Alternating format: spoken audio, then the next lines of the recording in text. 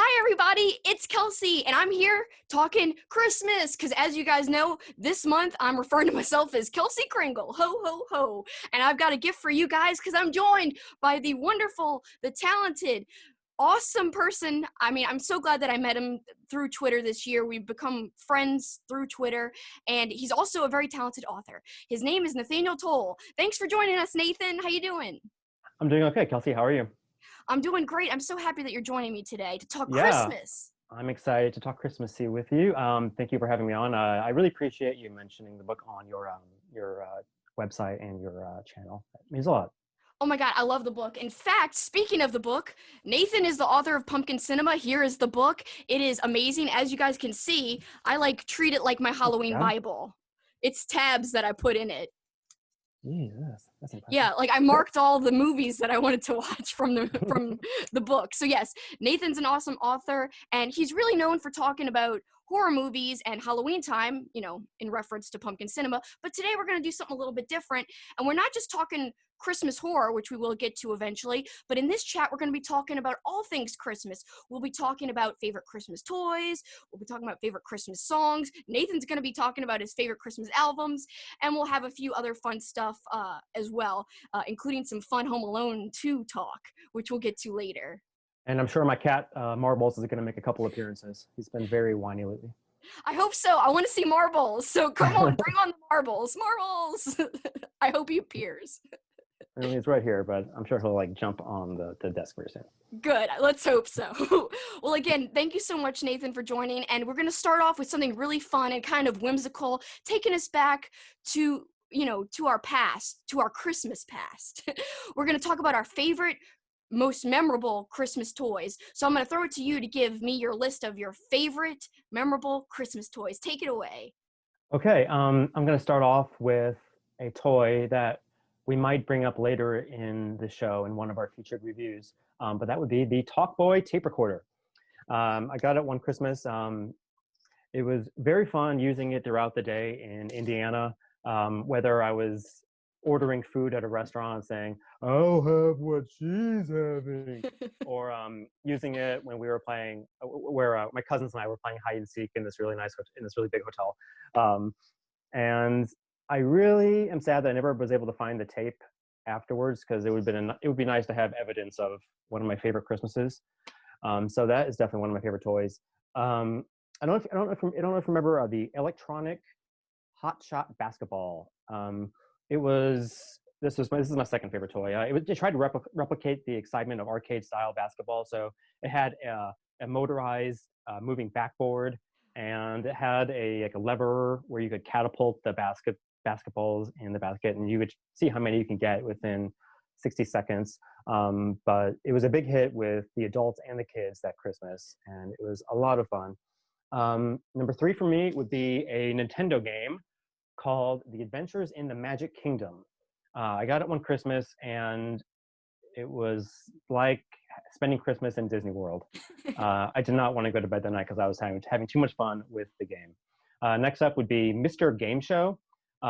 This came out in the late 80s. It's kind of like a Teddy Ruxpin, but instead of a teddy bear, it was a talking robot game show host that kind of looked like Guy Smiley from Sesame Street. And he would just ask you various questions, and yeah, he was a game show host, and it was fun. It was very innovative. It felt like I was playing a game in the future. And next up would be just my very first set of wrestling action figures. These were not associated with WWF or WCW.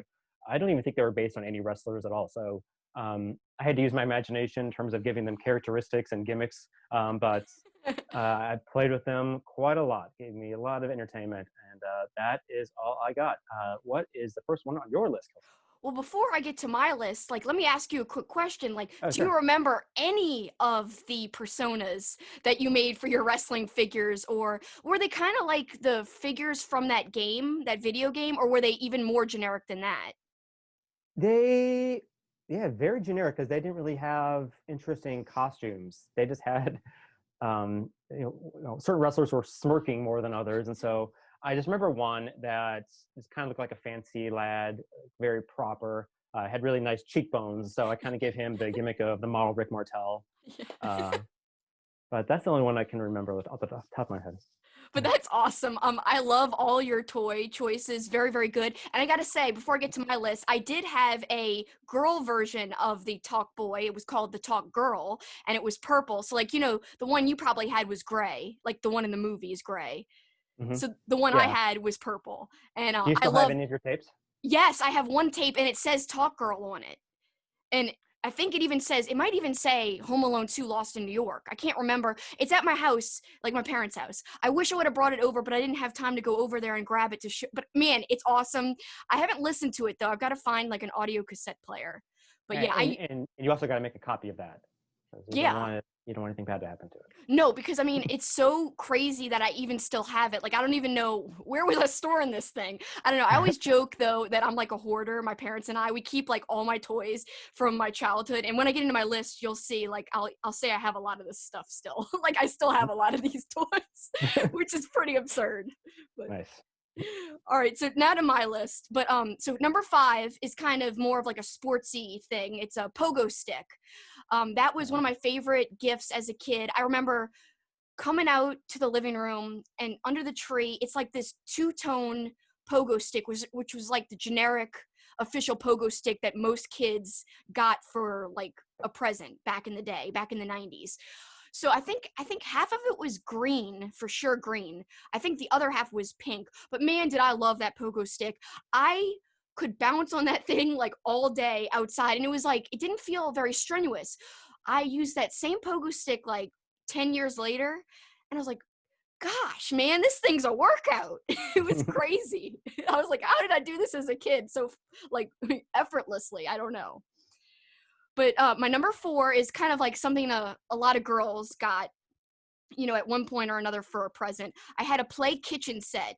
So I had this huge kitchen set with all this fake food, and all my friends would come over, and my parents also had like a bar, like a real bar in our house. So a lot of times we would play kitchen, like in Chef, and then we'd also play bar, and like we pretended to like get drunk on Sprite. Like we didn't even know what being drunk really was, but we'd be like drinking Sprite, going over to the fake kitchen and making flapjacks. It's ridiculous. But that kitchen is awesome, and it's still in my parents' attic. So the kitchen's still in the attic. We have all of the different parts, all the fake pots, all the fake food. It's all up in our attic. So it's still there. It's still intact, and I love that thing. So good stuff there. Number 3, I've got a set of Mighty Morphin Power Ranger action figures, but they were the villains. It wasn't like the Rangers. It was all the villains. So I had like a shark one. I remember one specific villain is like covered in eyeballs. So it's just like this dude, just like a whole bunch of eyeballs. And the action figures, you could make, some of them would do stuff. So this eyeball one, you'd press something on his back and an eyeball would pop out, like on a string. And then you'd put it back on his body. So yeah, I was a big Mighty Morphin Power Ranger fan when I was a kid. I loved MMPR, so that was a big gift for me. That was like definitely in my top 3. It was number 3. And then 2 is kind of, most kids wouldn't cherish this gift as much as me, but because I still have it up in my mom and dad's house in my room, it stayed in like every iteration of my room ever. An awesome Beatles poster. It's really a weird, not very typical Beatles poster. It's horizontal, like very thin, and we would hang it diagonally all over my room. Like it's literally every time we've rearranged my room, that poster has stayed. I'm a really big fan of like changing out posters and stuff. Like, I've got, I see the Twin Peaks is kind of diagonal a little bit. yeah. And I'm a big fan of changing out posters every now and then. But this time, this Beatles poster is what stayed in my room forever. And I got that when I was 8 years old. So for over 20 years, really 22 years, it's been in my room nonstop, and I love that poster. I also got a Star Wars poster the same year, so it was the year of the posters, I guess. Oh, very cool. Yeah, I cherish those posters very much, and I still have the Star Wars poster as well, but that one didn't stay in my room like every single year, every single day for like 20 years, but I still have it at least. Very nice. And then, number 1, are you ready, Nathan? Let's hear it. Number 1 is Pee-wee's Playhouse it's a playhouse set. It's a replica playhouse, and I still have it. It's still in my room, like literally on display at my parents' house. And also, this is kind of cheating. So it's like it's both Pee Wee related, and I should only have one choice for number one. But so Mhm. my Pee Wee's Playhouse is number one, but also along with it, also number one is my Pee Wee like kind of big. It's a doll, and you pull the drawstring, and it says stuff like, "Ah, ah, ah, ah." I know you are, but what am I? And Oh, stuff like that. And I still have that too. So I've got a big Pee Wee. I've got a Pee Wee wall here in my room here, but I also have one at my parents' house. It's like a Pee Wee shelf. So. oh, very nice. Yeah, my friend Summer, her bedroom is pretty much like a museum of Pee Wee merchandise. Oh, Uh, really? yeah, let me tell you a quick story. My friend Summer and Ben, they actually met online in some dating website because of their love for Pee Wee Herman, and they dated for a long time. And the way they got engaged was that they attended a Pee Wee Herman live event in Los Angeles, and Ben had been corresponding with Paul Rubens online. And then at the end of the show, Paul Rubens like randomly called out a seat number, and that person would be able to join he and the gang on stage, and it was Ben's. And so he and Summer went on stage, and Summer was just, she couldn't believe, because she pretty much worships Pee Wee Herman. Oh And my so, and God. then Ben proposed to her, and it was just a beautiful proposal, and it's online. And so yeah, I like to tell that story to everybody I meet. That is an incredible story. Oh my God. I Yeah. would like die if that happened. That's amazing. I usually don't like public proposals of any sort, but I made an exception for this one because it's pretty awesome. I mean, I would die in a good way because I mean, like you got Pee Wee Herman himself, Paul Rubens, right there, like involved in the proposal. Like that is an incredible story. Like what a great Yeah, way no, to yeah, ask somebody to marry you. he did a little dance when she said yes, and so Oh, that's incredible. very Oh my beautiful. God. Yeah, I'm a huge Pee Wee fan, especially, a lot of people like the movie. I'm really, really into Pee Wee's Playhouse. Like, I loved that show growing up. Me and my dad bonded over it. And, like, I've got the pictures of me getting the doll with the drawstring, that says the audio. And I also have like pictures of me getting the playhouse. So, and I've got both things still. So I remember I was so excited then, but I was only like a little baby. But my dad and I watched it for years, like even after I Mhm. got the play set and stuff. So it's a big thing between us. We love it. So, Yeah. Quick question: was your pogo stick really noisy? Do you remember? I Like, mean, was it really squeaky? I've only been on one pogo stick, and I was surprised by how much noise it made. I do think it was pretty noisy. I really do. And the funny thing is, later in life, I got like a hardcore pogo stick, like Hmm. for adults. So what you would do is you'd pump it up with like a bike pump, and you would pump it up to a certain amount to where you would get a certain amount of resistance. It was based on your weight. So like, if you're like 100 pounds, you'd pump it up this much Hmm. or whatever. So the goal was like, this was for people who wanted to go super high in the air. And instead of making like a squeaky weird noise like my old one, this one made like a beep, like it was, I don't know, it was very weird. But Good way to annoy the neighbors. yes, good way to annoy the neighbors and also break your neck, because I was very scared when I didn't break my neck or anything, but I was very scared when I was on it, like I was going to break my neck. I was like, I better be careful on this thing. It must be somewhere still in my attic, but yeah, that's way too hardcore for me. Give me the kid pogo stick any day, Yeah, any I day hear of the you. week. I loved your toys, Nathan. Such great choices. I enjoyed giving my choices. It's nice to take a trip down memory lane every now and then. Absolutely. All right, so now that we talked about toys, let's go on to our next topic, which is all about our favorite and least favorite Christmas carols and Christmas songs. And I'm going to let you kick it off because I feel like you're going to have a lot more, I don't know, prestigious choices than me. Like wait till you hear my choices. They're absurd. They're Don't just don't get your hopes up here. no, trust me, you don't know my choices yet. But let's start with favorite first. So let's Mhm. go with your favorite Christmas songs or carols. Sure. In terms of traditional Christmas carols, I think "Oh Holy Night" is my favorite. It's extremely difficult to sing, and so whenever somebody can do it well, it's very pleasant. I just think it's a really powerful and beautiful and haunting song. Same goes for "Silent Night." I think that is very lovely. "Winter Wonderland" is another one I've always liked. The Cocteau Twins do a really good version of that. They also do a good version of "Frosty the Snowman." I always kind of like the "First Noel." I don't know, not sure why exactly, but yeah, I think it's very pretty. I don't know if these are traditional Christmas carols, but I also really like "What Child Is This," "In the Bleak Midwinter," and "The First Noel." So those would be my favorite Christmas carols. Oh yeah, and I guess Rudolph is pretty good Yeah, too. Rudolph. You can't forget that. Uh, Yeah. those are some great choices. So, like, I have some carols listed, but most of my stuff's favorite songs. But in terms of traditional carols, I really like, oh my God, there he is, Marbles. Is that Marbles? Yeah. Marbles! He's very excited to hear your next pick. Yay, Marbles! So, I'm so glad he could join us. So one of my favorite carols is I like Deck the Halls, Jingle Bells. I like Hark, the Herald Angels Sing, and Oh Christmas Tree. I think that one's probably my favorite, Oh Christmas Tree. It's like semi-traditional, but Yeah, that was good too. I'm gonna go with my favorite Christmas regular songs, and then I'll toss it over to you if you have any more additional picks for favorite songs. So my favorite Christmas songs, starting with number 5, going to number 1. So number 5 is, and this is why you're gonna think I'm so like, these picks are absurd. It's like something that a 90s girl would pick for sure. So NSYNC's Merry Christmas and Happy Holidays, because I still jam out to that when I hear it on the radio. I'm like, yeah, I'm back in the 90s. I'm a kid again. And it feels all like joyous and great and ridiculous. And the video is fun too. So I don't know. Are these your top 5 or are these in random order? Top 5. So that was number 5.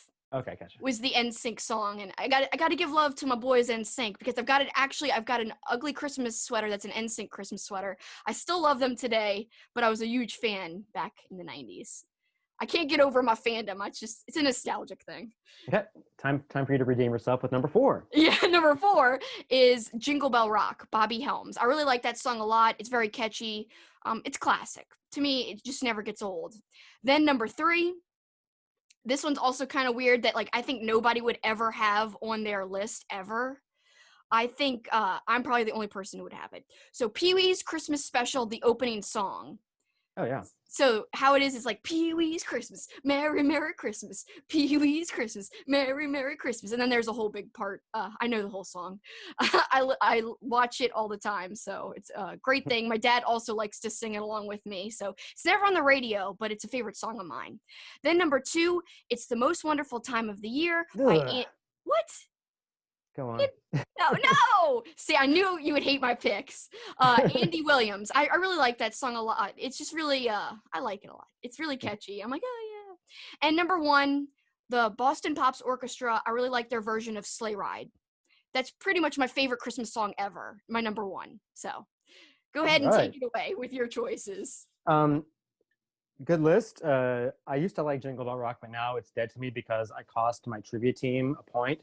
Because the question was something about fill in the blank to one of the lines, and I thought it was Holiday Square, but I don't know why I thought that, but the answer was Jingle Bell Square. So that song just brings back bad memories now. You're like, no, it cost me. Yeah.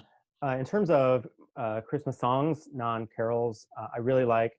There's one called "We Need a Little Christmas." It was a popular Christmas song.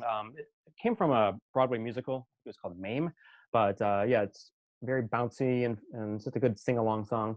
The 80s group The Waitresses, I like their song Christmas Wrapping. It's an 80s pop song with a great bass line and some nice saxophones.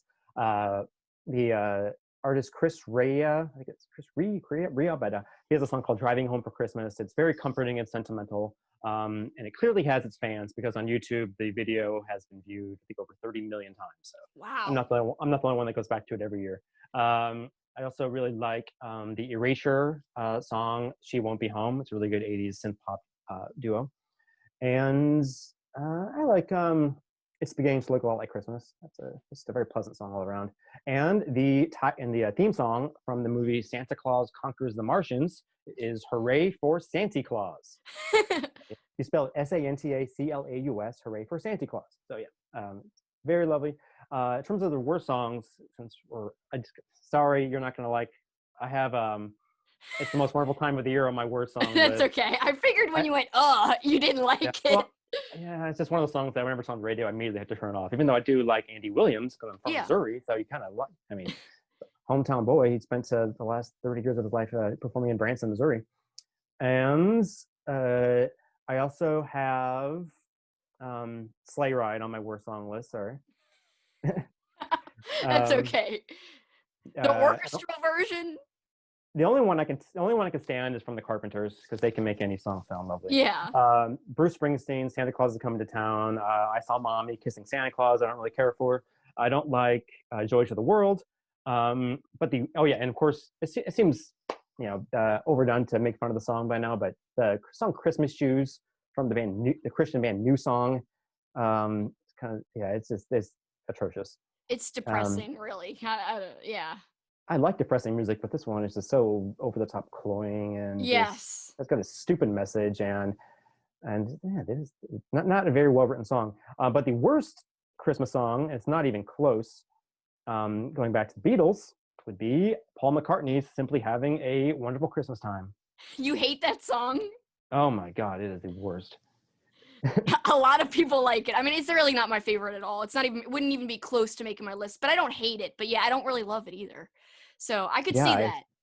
It's just grating. And I mean, I love 80s pop songs with keyboards and sung by ex-Beatles, but I don't know what was wrong with this one. Just wasn't up your alley at all. So in terms of my least favorite, I really only have two, because I just hate these. Most Christmas music's okay. I mean, I'm not like I won't like sit on I haven't listened to any Christmas music this year yet. So it's not like something like I start the day after Thanksgiving or anything. In fact, I'm like kind of waiting, and I'm going to listen to some Christmas music when I run closer to Christmas, like for exercising and stuff, just to give me a little holiday feeling and to help the exercise pass faster. So I usually save that to like the last half of the month, these Christmas music. So I don't really mind any Christmas music, but I'm not like a huge obsessed fan of it either. But my least favorites for sure, I Want a Hippopotamus for Christmas. Yeah. My dad loves it. I mean, I can hear it one time per year and it's fine. But it's always on is the thing. It's on a lot. Like if you did put on the radio station, it's on all the time. And my dad loves it. He'll like blare it, and maybe that's why I don't like it. Like stop it. It was like on repeat, like blaring in the house back when I lived with them. I was like, Dad, no, not anymore. He also used to like play like Alvin and the Chipmunks, like their Christmas like songs. And I'm like, are you kidding me, Dad? You're killing me here. Just on repeat. Are you anti-hula hoop all of a sudden? Come on. No. It's just like the repeat. It's like too much. Yeah. And then finally, I really don't like Santa Baby by anybody. I really. Yeah, I don't care for that one either. I don't like that one. It's just like I'm over it. I hate the message. I think it's so just ew. I don't know. I just hate it. I just like I'm like ew, not me. Cannot argue with your choices. Okay, good. So we have some things in common there, but I like when we disagree. So I like that like some of my favorites are on your absolute least favorite list. That's great. Yeah, hopefully we'll disagree more later on. We'll see. You said that we might, so only time will tell. We'll get there soon. All right, so we went from favorites and least favorite songs, and now we're going to go to you, because I don't really have any favorite albums. I might have one. I'll throw in my pick at the end, but let's go to you to hear about your favorite Christmas albums. All right, I will try to make this quick. Thank you for letting me do this segment. These are 5 albums that I don't think get enough attention. So the first one is from the band Low. It's called Christmas from 1999. I think in a year like 2020, many people may not be in the mood for these syrupy, bubbly cookie cutter radio tracks that are on 50 times a day. I think in 2020, we want something a little darker, something slower, more unusual. And I think this album really hits the spot. It's the kind of album you want to listen to on a freezing cold December night with candles and a few shots of whiskey. It's mostly acoustic, mostly somber. It's half original music, half renditions of Blue Christmas, Silent Night, and the weirdest version of Little Drummer Boy you'll ever hear. But yeah, it's a alternative shoegaze band called Low, and it's called Christmas, and I love it to death. Next up, the Carpenters. And one of the reasons I don't really care for the radio stations during Christmas time is the Carpenters have so many great Christmas songs, but they only play the same 2 over and over again. But they are called Christmas Portrait from 1978 and An Old-Fashioned Christmas from 1984.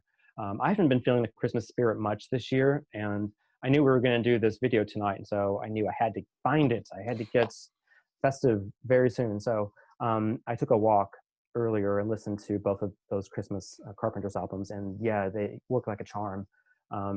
Like, to me, Karen Carpenter is the quintessential voice of Christmas time, and I can't imagine the holiday seasons without her. It's just achingly beautiful stuff, but also some really fun tracks too.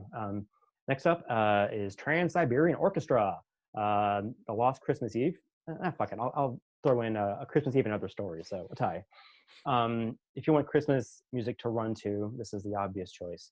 I remember one time this was in the late 90s, and I heard a song on the radio from the band Sabotage, who I've loved for years.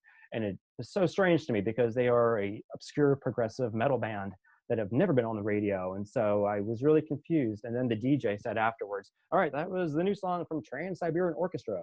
Like, what's going on? That's Sabotage. And so I logged on to America Online, finding out how I can contact the radio station or Sabotage's management in case of a lawsuit. But then I found out that this was actually a side project from the members of Sabotage. They re-released the song under a new name. And that was the birth of Trans-Siberian Orchestra. And then they released a trilogy of Christmas albums. And the band got so big that Sabotage disbanded, and they haven't released any new music since 2001, which is a shame. But I'm happy for the guys that they got success because, they deserve it. But Christmas Eve and Other Stories and The Lost Christmas Eve are two great albums. It's not just heavy metal. They also incorporate classical, jazz, Broadway. And it's a very diverse and fun. And next up would be Tony Bennett, A Swinging Christmas. For years, one of my favorite traditions was whenever Tony Bennett would do a song on Late Night with Conan O'Brien. This was a tradition for a long time. And so Tony Bennett's voice kind of became synonymous with the Christmas holiday for me. And he released a few different Christmas albums, but my favorite is from 2008, and it's called A Swingin' Christmas.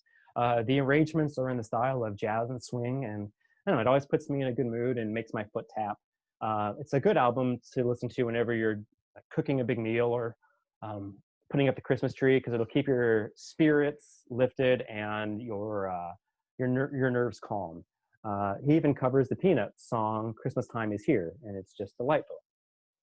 And my final Christmas album is from the singer-songwriter Mindy Gledel. It's called Winter Moon.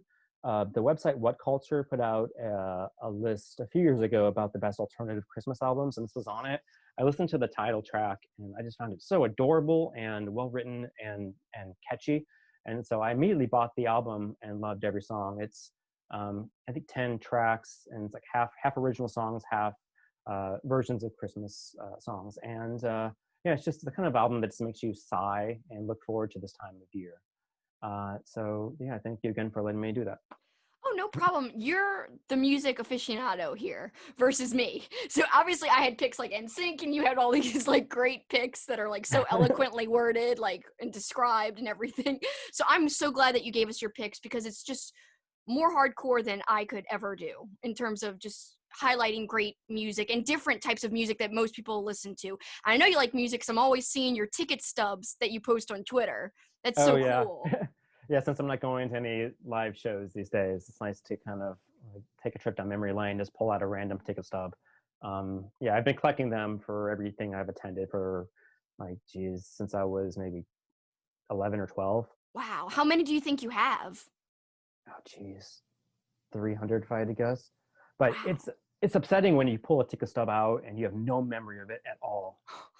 That happens a lot, or every now and then? It's happened a few times. Like there was one, it was actually a show I saw at a science center, and the show was actually called Memory. So but you have no memory of it. No, I don't know what the hell it was. That's great. I love it. But it's so great to hear from someone who likes music so much and who knows a lot about it too. So thanks for giving us your favorite albums. I'm so unclassy that one of my favorite albums would be the Home Alone 2 soundtrack. So there you go. That's awesome. I actually haven't listened to the soundtrack before. But every now and then when I watch the movie, I'll hear an interesting piece of music that I'd like to hear a full version of. So I'll check that. Yeah, I really like All Alone on Christmas. That's one of my favorite songs from Home Alone 2. Oh, yeah. That was really good. Yeah, I really, really like that one. It's catchy. It's different. I don't know. It just always kind of like makes me like, yeah, I like this song. So that almost made my list for favorite like Christmas songs, but I'll do it as an honorable mention. But yeah, the whole Home Alone 2 soundtrack I really honestly really like. And the scores for both Home Alone and Home Alone 2 I also like, because I like a lot of just movie soundtracks especially. Yeah, definitely. All right, so moving a little bit away from music, now we're going to turn to TV a little bit, and also TV specials. So let's go to you for your top Christmas specials. Okay, Christmas specials. I think I have to start off with A Garfield Christmas from 1987, just because it's a huge part of my childhood. I watched it every single year. Maybe that's the reason why I've had an orange cat for so long. Uh, and I'd seen with a Charlie Brown Christmas. It's just like, what can I say about this? That hasn't been said a million times. It's just magical and yeah, very heartwarming. But yeah, and it's not afraid to go to the dark side a little bit, which I appreciate.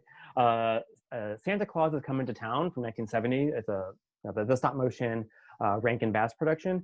It wasn't a part of my childhood. I didn't even see it until maybe a few years ago, and it's a shame because I would have liked to have had Winter Warlocks and Burgermeister Meister Burgers, or is it the other way around? I don't know, but I would have liked to have them in my life as a kid. So I was surprised by how much I enjoyed that one. And of course, Pee Wee's Christmas Special. So in terms of Christmas specials, those are my favorites. So I've got some similar picks because I also like Santa Claus is Coming to Town quite a bit. Like the music's very catchy, and it's Oh, just very much so. Oh yeah, and don't watch the TV version because they edit out my yeah. favorite song from that to make room for more commercials. What's your favorite song from that? It's played at, it's kind of like a psychedelic moment in the movie. I think it involves ice skating or something. It feels like a 70s prog rock tune, and so of course they cut that out. Yeah, why'd they do that? That's lame. But yeah, commercials, as you said. But I had it on VHS actually growing up. That is one that I had growing up. I like that one. That would probably be my number 4. I only have a top 4 list. So I will backtrack a second and say that Charlie Brown's not on my list, but not because I didn't like it. It's just that I feel like I didn't watch it enough as a kid and like growing up for it to be like on my top list. It wasn't ingrained. Like I didn't watch it every single year, but I still love it every time I see it. I just feel like I can't technically call it a favorite, but it would be on this list. You can see Charlie Brown and Snoopy behind me. So. Oh yeah, I see. Oh, that's awesome. Zombie Charlie Brown. My friend Kat would love that. She loves horror, as you know, because we had that horror chat, but she also loves Charlie Brown and like Snoopy and like the Peanuts. That's awesome. It's Pumpkinhead Charlie Brown, not Zombie Charlie Brown. There's huge Pumpkinhead. That's awesome. I love it. That's awesome. She would love that too. So I got to show that to my friend Kat. So going on to my top 3, I said top 4 was Santa Claus is Coming to Town. Number 3, Rudolph the Red-Nosed Reindeer, because I really love that movie. I just think it's great. I watch it all the time. I watch it every year.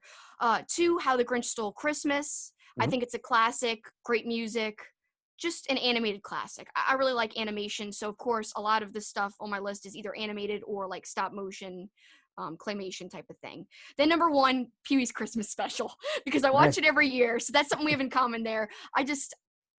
Me and my dad, we watch it, we're like, yeah, and my dad always loved like Annette Funicello and like the Mickey Mouse Club. I grew up watching Walt Disney, so I would always see like old school Mickey Mouse Club. So I was familiar with Annette. She guest stars on the show, and a whole bunch of big celebrities guest star on it. Yeah, and they'll show up for just a couple seconds and they'll disappear. I always forget how many people participated in that. Like Magic Johnson, he's like going into the magic screen with Pee-wee. Like, oh, it's so much great stuff. And I love also the Christmas cartoon that they picked for that, where basically like this guy's going to an orphanage and he's making all these toys out of just like random stuff. But like I always remember that cartoon so much because he makes so many cool items that I was like, I would like to have that toy, even though it's just made out of regular goods, but it's amazing. So I don't know. I can't say enough about how much I love Pee-wee's Christmas Special. And I always wished I could have like a cool like shelf to display my toys like he had in the beginning. He's got like this big tire and it's like got all these glowing like, I don't know, sequins,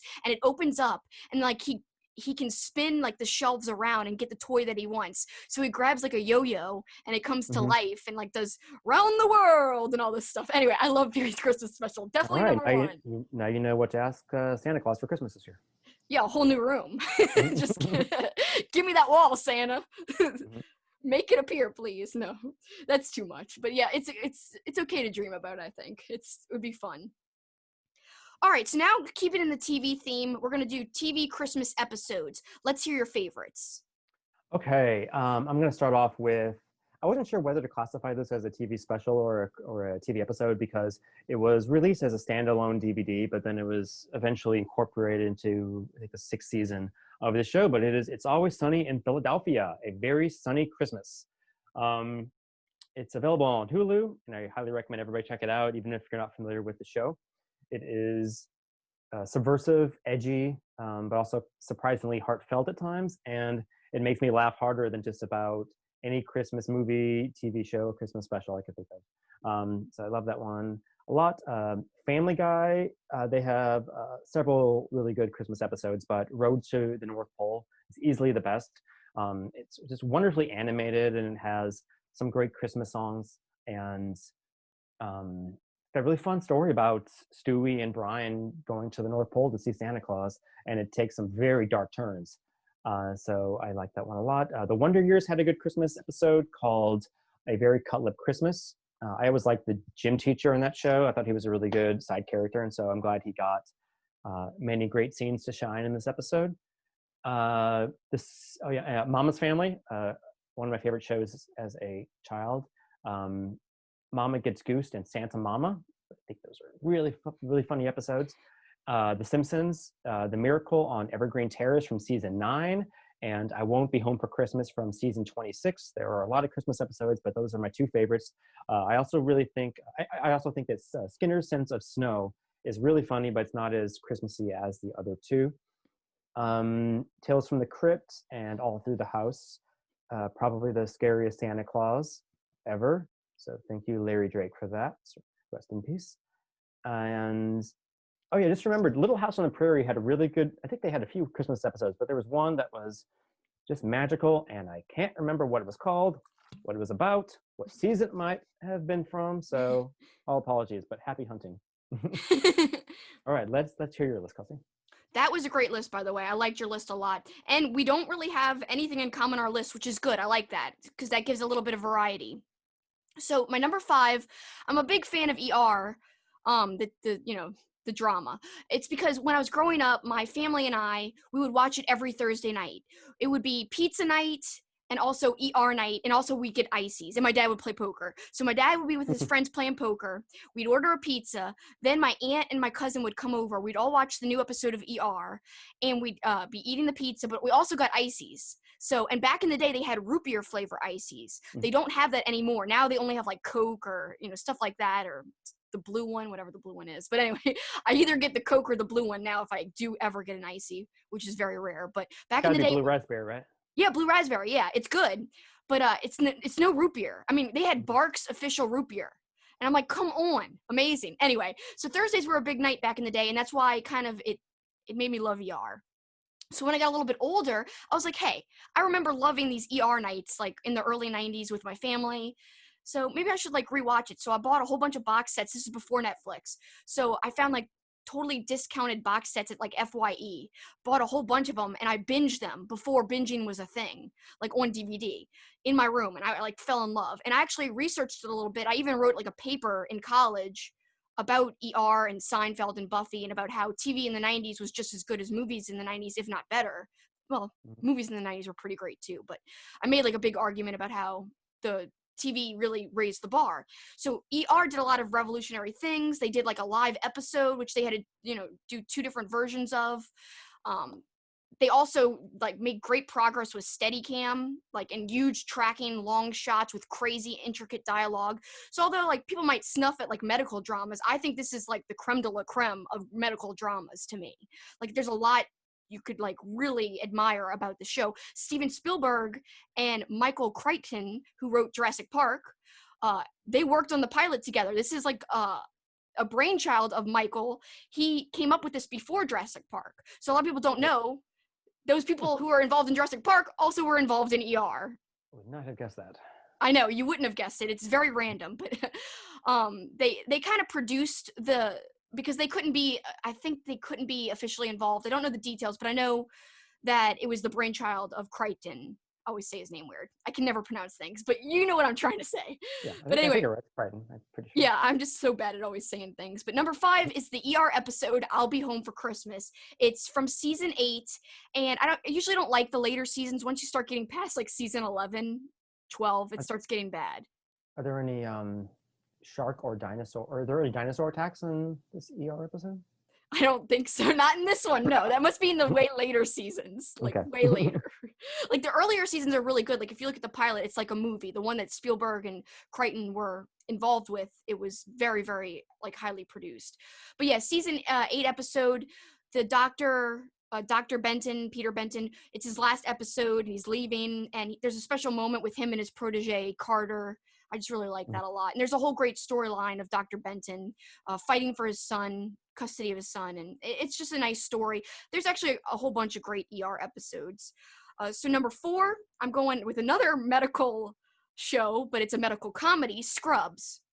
Okay. And it's going to be my own personal Jesus. I really like this episode because Turk, who's usually like the big goofball, JD and both Turk are usually goofballs, but Turk has a more serious episode here, and he starts to question like his faith, and like faith is such a big part of his character and him as a person, his character. So he starts to question things, but at the end it comes full circle and he does something good that kind of restores his faith a bit. So I like this one a lot because it's a more serious side of Scrubs, but it still has the fun stuff too. So I don't know, I got to shout out Scrubs. It's one of my favorite comedies of all time. Then I'm going with another comedy. I've got a lot of comedies on my list. The Office. A lot of people will name different episodes because there's a lot of great Christmas episodes of The Office. I like this one because I like Phyllis a lot. So it's called Secret Santa. It's season 6. Oh yeah. Episode 13, and Phyllis dresses as Santa and Michael's all jealous, and there's a whole great thing between Phyllis and Michael kind of vying to be Santa. But I just love Phyllis. She reminds me a lot of my I call her Mama, but it's the Cajun word for grandma. So Phyllis so much like embodies like the spirit of my mama. Like she reminds me so much of her, the character, like the twinkle in the eye, just the way she looks. And so every time I see Phyllis, I get all like, oh, I love Phyllis. So since this is a big Phyllis episode, it kind of, I'm biased about it. I like it mainly because of Phyllis, but it's also got a lot of funny stuff in it too. Yeah, excellent choice. It's been a long time since I've watched any of the Office Christmas episodes, but does the one you just mentioned, does it have a good Creed moment by any chance? I mean, a lot of episodes have a good Creed He's my moment. favorite character. Yeah. Yeah, he's amazing. He is so I wish he could have been underrated. vying for Santa Claus. I know, he's so underrated in the show. Like no one ever talks about Creed or Phyllis, really. I mean, not anybody would say Phyllis is their favorite. There's a few people who might say Creed, but he's still like a more underrated character in my opinion. But yeah, good choice for character. Yeah, I will definitely check out. I'll definitely revisit those Christmas episodes from The Office. It's been a Yeah, long I time. mean, a lot of them are good. And if you look at like best Christmas episodes lists, this Secret Santa one won't be on any of the lists. It'll be other ones, but I like this one. So Yeah, I like the one where Michael goes to a liquor store and he has like 20 bottles of vodka. It's like, is this gonna be enough for 10 people? yeah, oh yeah, when he allows drinking in the office. Yeah, that one's great too. Yeah, I think they'll do it. Yeah, and the one where he goes to like get I think it's like a Benihana Christmas. That one's funny too. So yeah, there's a lot of good, like I just finished rewatching it for like the 5th time. There's a lot of great Christmas stuff. Nice. There's great Halloween stuff, as you know, too. I mean, there's some gold Halloween Office episodes, not to get sidetracked, but you're the Halloween master over there. I mean, I'm pretty sure I have The Office listed in the TV section. I think you do. I'd have to look, but I'm pretty sure you do. There's some good stuff there. So that was my number 3 was The Office. Number 2, I'm going with Seinfeld, The Strike. Yes, very good. I actually made a note just now. I was going to mention a Seinfeld episode, but it wasn't The Strike. But yeah, I think the gum could also be a good one to watch at Christmas time. The gum, yes, that's a great one. I just want to shout out The Strike, of course, has Festivus, and here's Festivus the book. So it's an actual thing that so cool. This guy came up with, and he's like, yeah, we use the Festivus, and actually I have like it's a gift tag for a Christmas present. It says Happy Festivus, and you could put to whoever it's to. Go closer. It's George.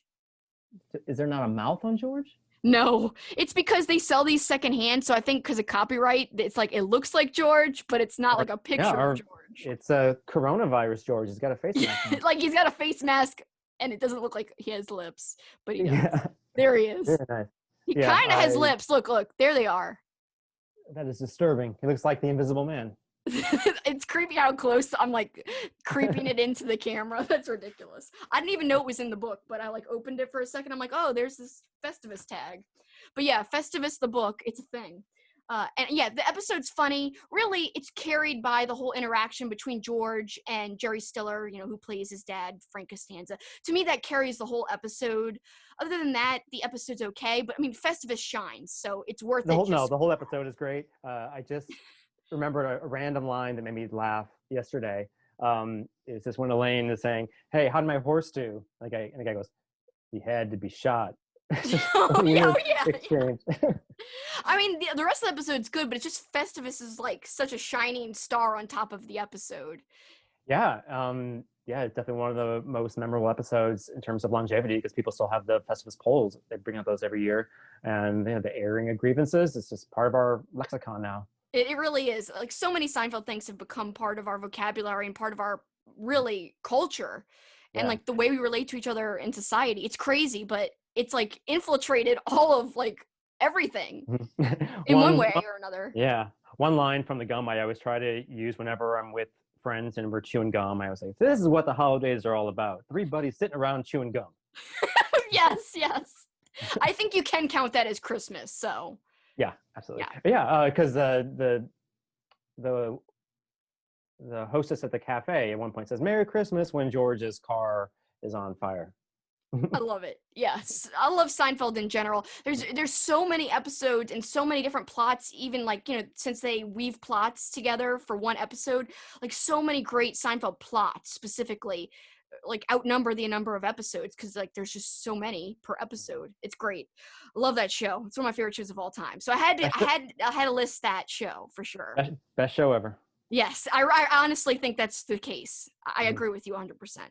And number 1, I got to shout out Nickelodeon. I'm a big Nickelodeon fan, and usually I'm a fan of Nickelodeon because it makes me laugh. But this one's very heartfelt. So Arnold's Christmas, it's Hey Arnold. I actually wasn't a big Hey Arnold fan growing up. I discovered this episode later in life, but like when I watched it, I teared up. I thought it was really like for kids TV, just very ahead of what was happening on TV. Like that's what Nickelodeon did though. Nickelodeon was just so different than everything else. I think in a way, Nickelodeon's not completely unique in that it was a little different. Like, Pee-wee's Playhouse was very unique, and that was before Nick really got big, especially like animated Nick got big. I feel like they both had the same vibe though as Kids Network, like Nickelodeon had the same vibe as the show Pee-wee Herman, Pee-wee's Playhouse. Just like that different, weird, unique. But in this case, Arnold's Christmas is so heartfelt. Like Arnold trying to do something nice for one of the tenants that he lives with, trying to find his long lost daughter, and Helga actually tries to help. Yet Arnold never knows. I just love this episode. It just makes you tear up. I don't know. It feels good, in a good way. I'm afraid to say I have not seen that, but I will change that. Yeah, you should watch it because even if you're not a huge Hey Arnold fan, because like I said, I wasn't as a kid. But going back as an older person watching it, I was like, wow, this is a great episode no matter how old you are to watch. It's good. I'm telling you, it's good. Yeah, the SpongeBob SquarePants had a couple really good Christmas episodes as well. I think even Rugrats, even though, Rugrats had actually a few where they did like Hanukkah, but also Christmas too. Yeah, I'm glad you mentioned that one. Yeah, like lots of good stuff on Nickelodeon, but I think Nickelodeon had a lot of great Halloween episodes, as you've listed even some in your book, but I think like the Christmas one, the one that stands out above all, like I said, is Arnold's Christmas. I think it stands out above all the other ones, because there's also some funny Ren and Stimpy stuff too, but this one's more like emotional, heartfelt type of thing. Nice, I look forward to watching it. Yeah, cool. All right, so that's it for our top TV specials and top TV shows as well, keeping with the TV thing, but now we're going to move to movie themes, and we're going to talk about our top Christmas movies. So go ahead and take it away. Give us your top movies. Number 1 for me is Christmas Vacation from 1989. I go back and forth whether I like this one or the original Vacation more, but they're both perfect films. And so this is the one I've seen the most, I'd say. And number 2 would be Home Alone. And it's so weird that we have 2 of the best Christmas comedies released a year apart. And so those 2 I just never get tired of. And then there's one I watched for the first time a couple of years ago. It was released it was a direct-to-video movie, which is a shame because I think it would have done really well in theaters. It's called Mickey's Once Upon a Christmas. Yeah. From 1999. It's a beautifully animated and heartwarming anthology. It opens with Kelsi, really soothing Kelsey Grammer narration.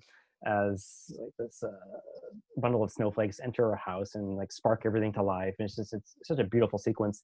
And I love the first segment especially. It's got Donald Duck's nephews, Huey, Dewey, and Louie, and it's a take on Groundhog Day, where they've just had a really enjoyable Christmas, and they wished upon a star that it could be Christmas every day, and they get their wish, and they enjoy it for the first couple weeks, and then it starts to feel like a curse, and they're trying to figure out how to break it, and so they eventually learn the true meaning of Christmas, and it's really sweet and very funny. And if I were in that scenario, I would spend a good portion of time trying to perfect the Donald Duck voice. I don't know how the hell you do it.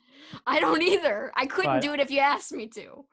I know, but yeah, I would be able to amuse myself in any given moment if I could do that. The second tale in that movie, it centers on Goofy. So there's a lot of really good, there's a lot of physical humor in that one. And in that one, his son is a doubting Thomas in terms of Santa Claus because of his mean old neighbor, Pete, who tells him that it's impossible for Santa Claus to deliver toys to all the kids around the world. And so Goofy goes out of his way to prove that I said Mayor Pete. I'm a huge Pete Buttigieg fan. I can't help it. And yeah, it's really funny. And the third one centers on Mickey Mouse, or centers on Mickey and Minnie. It's a take on the gift of the Magi. Is it Magi or Magi? I never know how to say it either. I know what you're saying. I don't know which one's right. Yeah, but yeah, that one's really sweet too, and it's got Figaro and Pluto. So it's nice to see them again after all these years. And so yeah, and this might be an unpopular opinion, but I've never really cared for Mickey Mouse's voice. But but the writing is so strong in this segment. Even if he were voiced by like Gilbert Godfrey doing a Bobcat Goldthwait impression, he'd still be a very likable protagonist in this segment. So yeah, I think it's got a brisk running time of 66 minutes, and I think it would be a hit to kids from 1 to 92. I also want to mention A Christmas Carol. There are so many versions of this movie, but the one I always go back to is the one from 1984, starring George C. Scott. I think it's the most like atmospheric entry in terms of the Christmas Carol. I think it's got a lot of really good gothic imagery, and it's spooky, and I think George C. Scott is the ultimate Scrooge, and much like a beloved relative, it's always a pleasure to be able to revisit him year after year. And yeah, the ending breaks me every single time in a good way. Joy X Noel from 2005, I love a great deal. This is a true story from World War I, where soldiers from Germany, France, and Scotland all decided on a truce on Christmas Eve. And so they all left their bunkers, put their weapons down, and for this one night, they just got to know each other and establish deep friendships. And it's just I can't believe this actually happened. It's just hard to fathom these days. And I think a lot of families with opposing political views could really appreciate these sentiments this time of year. So yeah, I like that one. And The Polar Express. This was one of my favorite books growing up. And so it was really interesting to be able to watch a big budgeted Hollywood adaptation. Yeah, it was just like looking at those illustrations. It was very authentic and really well done. It might have helped that I had an edible in the parking lot in the theater and that it was in 3D. It looked stunning. So yeah, I like The Polar Express a lot. Let's see. Also, I have a couple honorable mentions here. There's a really excellent short film from 1993. It's 23 minutes long. It's called Franz Kafka's "It's a Wonderful Life," and this actually won the best. This actually won the best live action short at that year's Academy Awards. It's just imagine if David Lynch directed a short Christmas film. Wow. It's really surreal and funny, and stars Richard E. Grant, who I've loved ever since With Nell and I. So yeah, I like that one a lot. And oh, and of course, Santa Claus Conquers the Martians. A lot of people would call this movie so bad it's good, but they're all wrong. This movie is so good it's good. It's got It's goofy as hell, and it's also very sincere. It's got really good set designs, and one of my favorite Santa Clauses in film history. And also a Mexican film from 1959 called, I think it's just called Santa Claus. I think it's also known as Santa Claus versus the Devil, I think. But if you like really weird, obscure Christmas movies, that will give you a laugh. It's also got one of the most perplexing opening sequences I've ever seen. So I haven't seen a couple of those on your list, so I'll have to check out. I'm going to make notes afterwards and write some of those down and check it out, especially if I don't get to it this year. For sure, it'll be on my marathon list for next year. Yeah, all right. I look forward to hearing your list. So all right, so my list is totally, again, unrefined compared to yours. It's like totally generic stuff, but it's stuff like that has a lot of meaning to me, I guess. Mm-hmm. Did Instinct release a Christmas movie? No. No. Too bad. It is too bad. But so number 5, of course, Christmas Vacation. My dad, it's one of his favorite movies, and I do want to circle back. You mentioned the Polar Express. My dad, that's his so his 2 favorites, Christmas Vacation, Polar Express.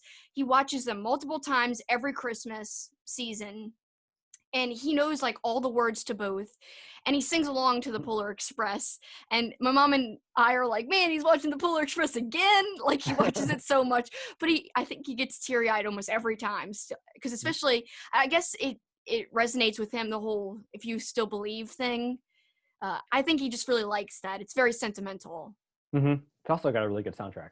Oh, it does. And he sings along with the songs, like the hot cocoa song or the hot chocolate song. He loves that. I could hear him singing. I'm like, oh gosh, Dad, geez. Nice. But it's so cool that he likes it. So Polar Express didn't make my list, but it would have made my dad's. But Christmas Vacation made mine at number 5. So number 4 is Die Hard, because I do consider it a Christmas movie. Some people don't.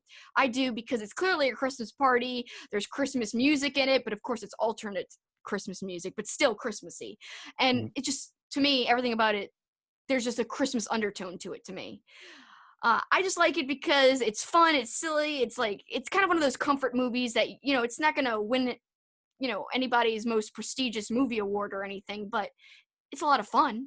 And I could watch it like a billion times, and like in college I would watch it all the time, like to go to sleep sometimes. Like I would like put it on, just let it roll, and I'm like, yeah, this feels like good, comforting. Yeah, and it gives you a new appreciation for carpets as well. yeah. And shoes. Yeah, because he should have shoes. He has no shoes because of the carpet thing, but he should have shoes because of the glass thing. So yeah. Yes. I bet you he wished he had those shoes. Yeah, I was a late bloomer with this movie. I didn't see it for the first time until probably 5 years ago. But I got to see it. I got to see it at a great movie theater in Portland with pizza and beer and a very enthusiastic audience. So it was a really good experience, and I've been meaning to go back and watch it again because I did have a good time. Pizza and beer is the way to watch it, I think, for sure. Yeah. It's yippee-ki-yay! Let's watch that movie. Yeah. So that was my number 4. Number 3, Jingle All the Way, because I feel like no one ever talks about it. It gets overshadowed a lot by other Christmas comedies like the Santa Claus or Home Alone and Home Alone 2. But I think, as ridiculous as Schwarzenegger is, I think it is really great. It's got Phil Hartman in it for one, and I love Phil Hartman. Sinbad, yeah. Yes. It's like some comedy greats are in there, like subtly doing side roles, but Sinbad's more of a main role. But yeah, Sinbad really shines in that movie for sure. It's a lot of fun all around, like the reindeer in it, and I just like it. Turbo Man. And again, this one also has like a sentimental thing to me, a memory. I went over, I used to get really homesick when my mom and dad would go out, and I would have to sleep over at my mama's house, my grandma's house. And so a lot of times I would cry and want to go home. But this time when I went over there, it was like Halloween night. For some reason, we weren't watching Halloween movies. We were watching Jingle All the Way. And she watched it with me 2 or 3 times in a row. And it helped me not get homesick that night, sleeping over at my grandma's house. Nice. So I just have this great memory of my mama. Even though we just watched it, she watched it again with me. I don't know. It really means a lot to me. So I just remember laughing with her, and it was a great memory. It's a very entertaining film. I doubt you have a good story to share about the sequel, Jingle All the Way Part 2, starring Larry the Cable Guy. Wait, what? That's real? You didn't know that existed? Came out years ago. Okay, so you have to watch that for a follow-up episode. I don't know if I want to know that existed. Jeez, some Pete's. But I'll watch it just to say I watched it. And now I'm just thinking about how much I miss Phil Hartman. Yeah, I know. It's sad. He was incredible. Gone He way was. too soon. It's like tragic. It's Mhm. disgusting what happened. It's Yeah. terrible. But yeah, great actor, wonderful, funny guy. And he's great in that movie. He is. So number 2 and number 1, I might as well just say them in a row. Home Alone and Home Alone 2. So Home Alone 2 gets the number 1 spot and Home Alone 1 gets the number 2 spot. It's because I like 2 better than 1 because Tim Curry's in it for 1. And he's incredible. Of course, though, you got John Candy in Home Alone 1. So they both have their pros, for sure. I just think there's a lot funnier moments in Home Alone 2 that I laugh at. And we'll talk about funny moments, too. Oh, yeah. It's a very hot take, but... Go ahead. Well, yeah, they're both good films, but come on. I mean, I know. But yeah, I'm looking forward to talking about Home Alone 2. Later on, we're going to have a top 5 funniest Home Alone 2 moments. And I'm very excited to hear your picks for that one. I'm excited to hear yours, too. Hopefully they don't, like we were saying, we hope that they didn't intersect too much when we were basically messaging back and forth on Twitter, but I have a feeling they won't. I like weird parts for Home Alone 2. I watched it, so the reason it's so high up on my list, I know it's ridiculous. I don't even have any classics on here, like, you know, like A Christmas Carol, nothing like that. Like, I should have stuff like that on my list, but I don't know. Home Alone and Home Alone 2 was such a big part in shaping who I am and like the things I say all the time. And my dad and I watched it growing up, and my mom would always be like, ah! Like she hated like all the booby traps. She would like cringe at it and be like, "This is so violent," and it's not that violent. I mean, it is, but it's not that bad. I don't know. Every one of these things could kill a man just instantly. I know that's like the absurd part of it, yeah. But I don't know. It just has a lot of sentimental value and nostalgic value to me. So it's part of me, and that's why it's so high on my list. I respect that. All right, thank you. All right, so now our final countdown list before we get into our movie reviews, we're going to talk about top Christmas horror movies. And you will have the leg up on me for this too, because I've seen a lot of horror movies, but actually I haven't seen a lot of Christmas horror movies until this year. So a lot of the picks on my list are just movies I've seen this year, but they were good enough, I feel, overall to put on the list for favorite Christmas horror movies. Alas, though, I don't really have a lot to compare it to, so I'm just giving you a warning on that. But let's hear your list first. Okay. I'm going to start off with Gremlins. It is the best Christmas horror film ever. Even at a very young age, I flirted with the dark side in terms of film. And so I watched Gremlins and The Burbs so many times. So I owe Joe... And I remember when I realized that they were done by the same director, Joe Dante, it just blew my mind. And so I made it a point to see all of his other films. And yeah, Gremlins is just, it's timeless. And every time I watch it, I notice new things and new scenes to appreciate. It's such a fulfilling movie. And it dawned on me that this might be the movie where I realized that Santa Claus wasn't real, because the timing checks out. Is yeah, there's a, you know, Phoebe Cates says, and that's how I realized there was no Santa Claus, in the darkest monologue ever. Ever. Oh my gosh. Yeah, and I was probably, geez, 6, 7 years old. So that's early. And but yeah, do you remember when you realized, when you found out that Santa wasn't real? So like the year I got the posters, I referenced the Beatles poster and Star Wars poster. I swear that Christmas, and I was like 8 years old, maybe 7. I remember seeing what I thought was I thought I saw my dad, not Santa, placing these posters in my room. Like I have a vague memory of that. So yeah, I believe I was starting to question things that Christmas and that was early, like 8 years old. That's pretty early. So yeah, it just seems like something everybody would have vivid memories of. Yeah, the time when you how was I fooled to this degree? My second movie is Krampus. I think this is easily the best Christmas horror film of since Gremlins. It's not even close.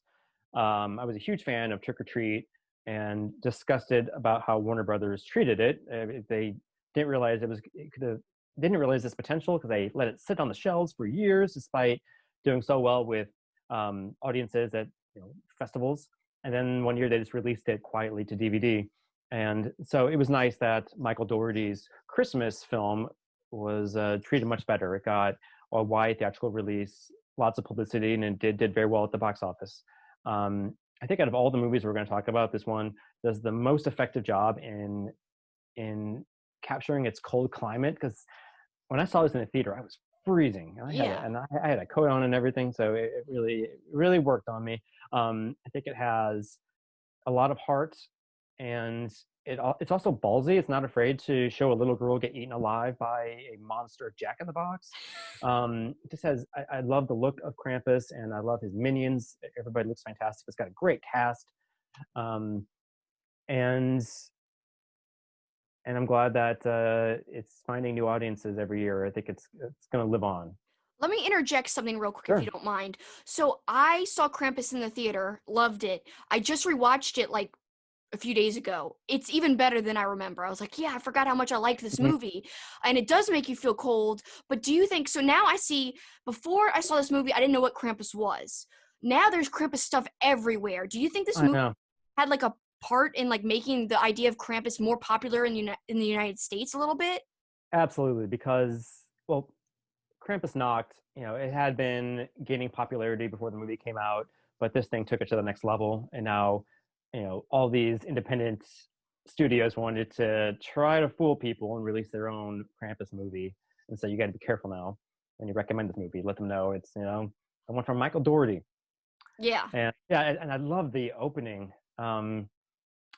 This is it's the most wonderful time of the year. Is that the song they use I for think the it opening? is. Okay, okay. In that case, I I love think the it song. is. Of course, I just watched it Never, and I can't even remember. I take back what I said about it. But yeah, I love it's so satirical and funny, and I think I love the ending too, the ambiguous snow globe ending.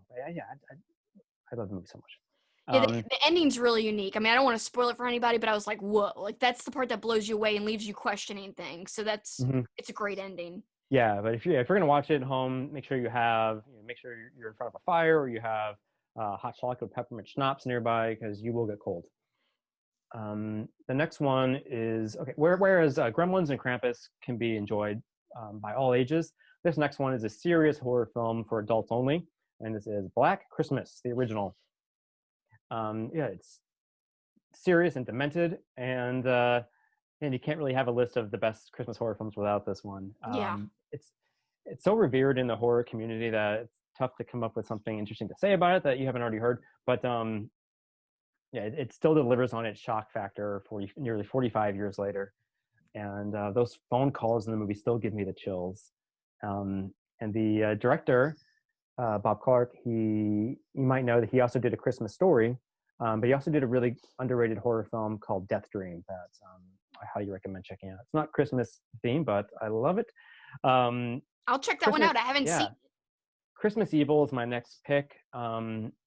This is number 4, and when I first saw this movie, a coworker of mine gave me the DVD. She found it in like a Walmart bargain bin for $1, like the thinnest case I've ever seen. So I wasn't sure if it was like like I didn't know if it was legit or not. And it had a goofy cover and the tagline, "He'll slay you." So I remember I got home, I plugged in the Christmas tree. I figured it was going to be this goofy slasher, so I think I probably smoked pot before watching it, and so I was surprised. This was not the film I expected, and so I was a little turned off. But then I revisited it um, this year actually, and oh my god, it is a masterpiece. So it's immediately on my top 5 now. It is very disturbing and cerebral, and its popularity has been growing because of a Vinegar Syndrome special edition Blu-ray, and also it was featured on Joe Bob's Christmas special on Shudder just last weekend. And so I'm glad new people are are experiencing it now. But yeah, Christmas Evil is a must see. And next up is A Christmas Horror Story. Yeah, it's a really solid anthology. I think every segment works well. I like the way that the way that they're interconnected. It's very cleverly done, and yeah, and it's always nice to see William Shatner. I guess he provides he does a good job with the wraparound segments, and one of the best twist endings I've seen in a horror film in a long time. I'm laughing because so we've had a lot of differences, especially in our like music segment, and our TV episode segment was completely different. We have the exact same list. Are Like you for serious? yes, Oh wow. I swear to you, Krampus, A Christmas Horror Story, Gremlins, Black Christmas, and Christmas Evil. Yeah. I actually put Christmas Evil as number 1 because I was Mm. blown away by it. Like, That actor, have you seen him in anything before that? Where he no, I haven't. Mhm. Have you? I mean, is he in No, anything else? I need to look him up because this was a very powerful performance. Like when he's looking in the mirror and he's trying on the Santa Claus beard for the first time, And and like he's just laughing and you see it. it's me, and it's just Yeah. it gave me chills. And And the dancing scene too, God, like there's so many great I parts of know it. The ending's mhm, crazy too. Like I loved this movie. very smart ending, and because it's like you could see it. Christmas means okay. First of all, okay, it starts out with a little boy.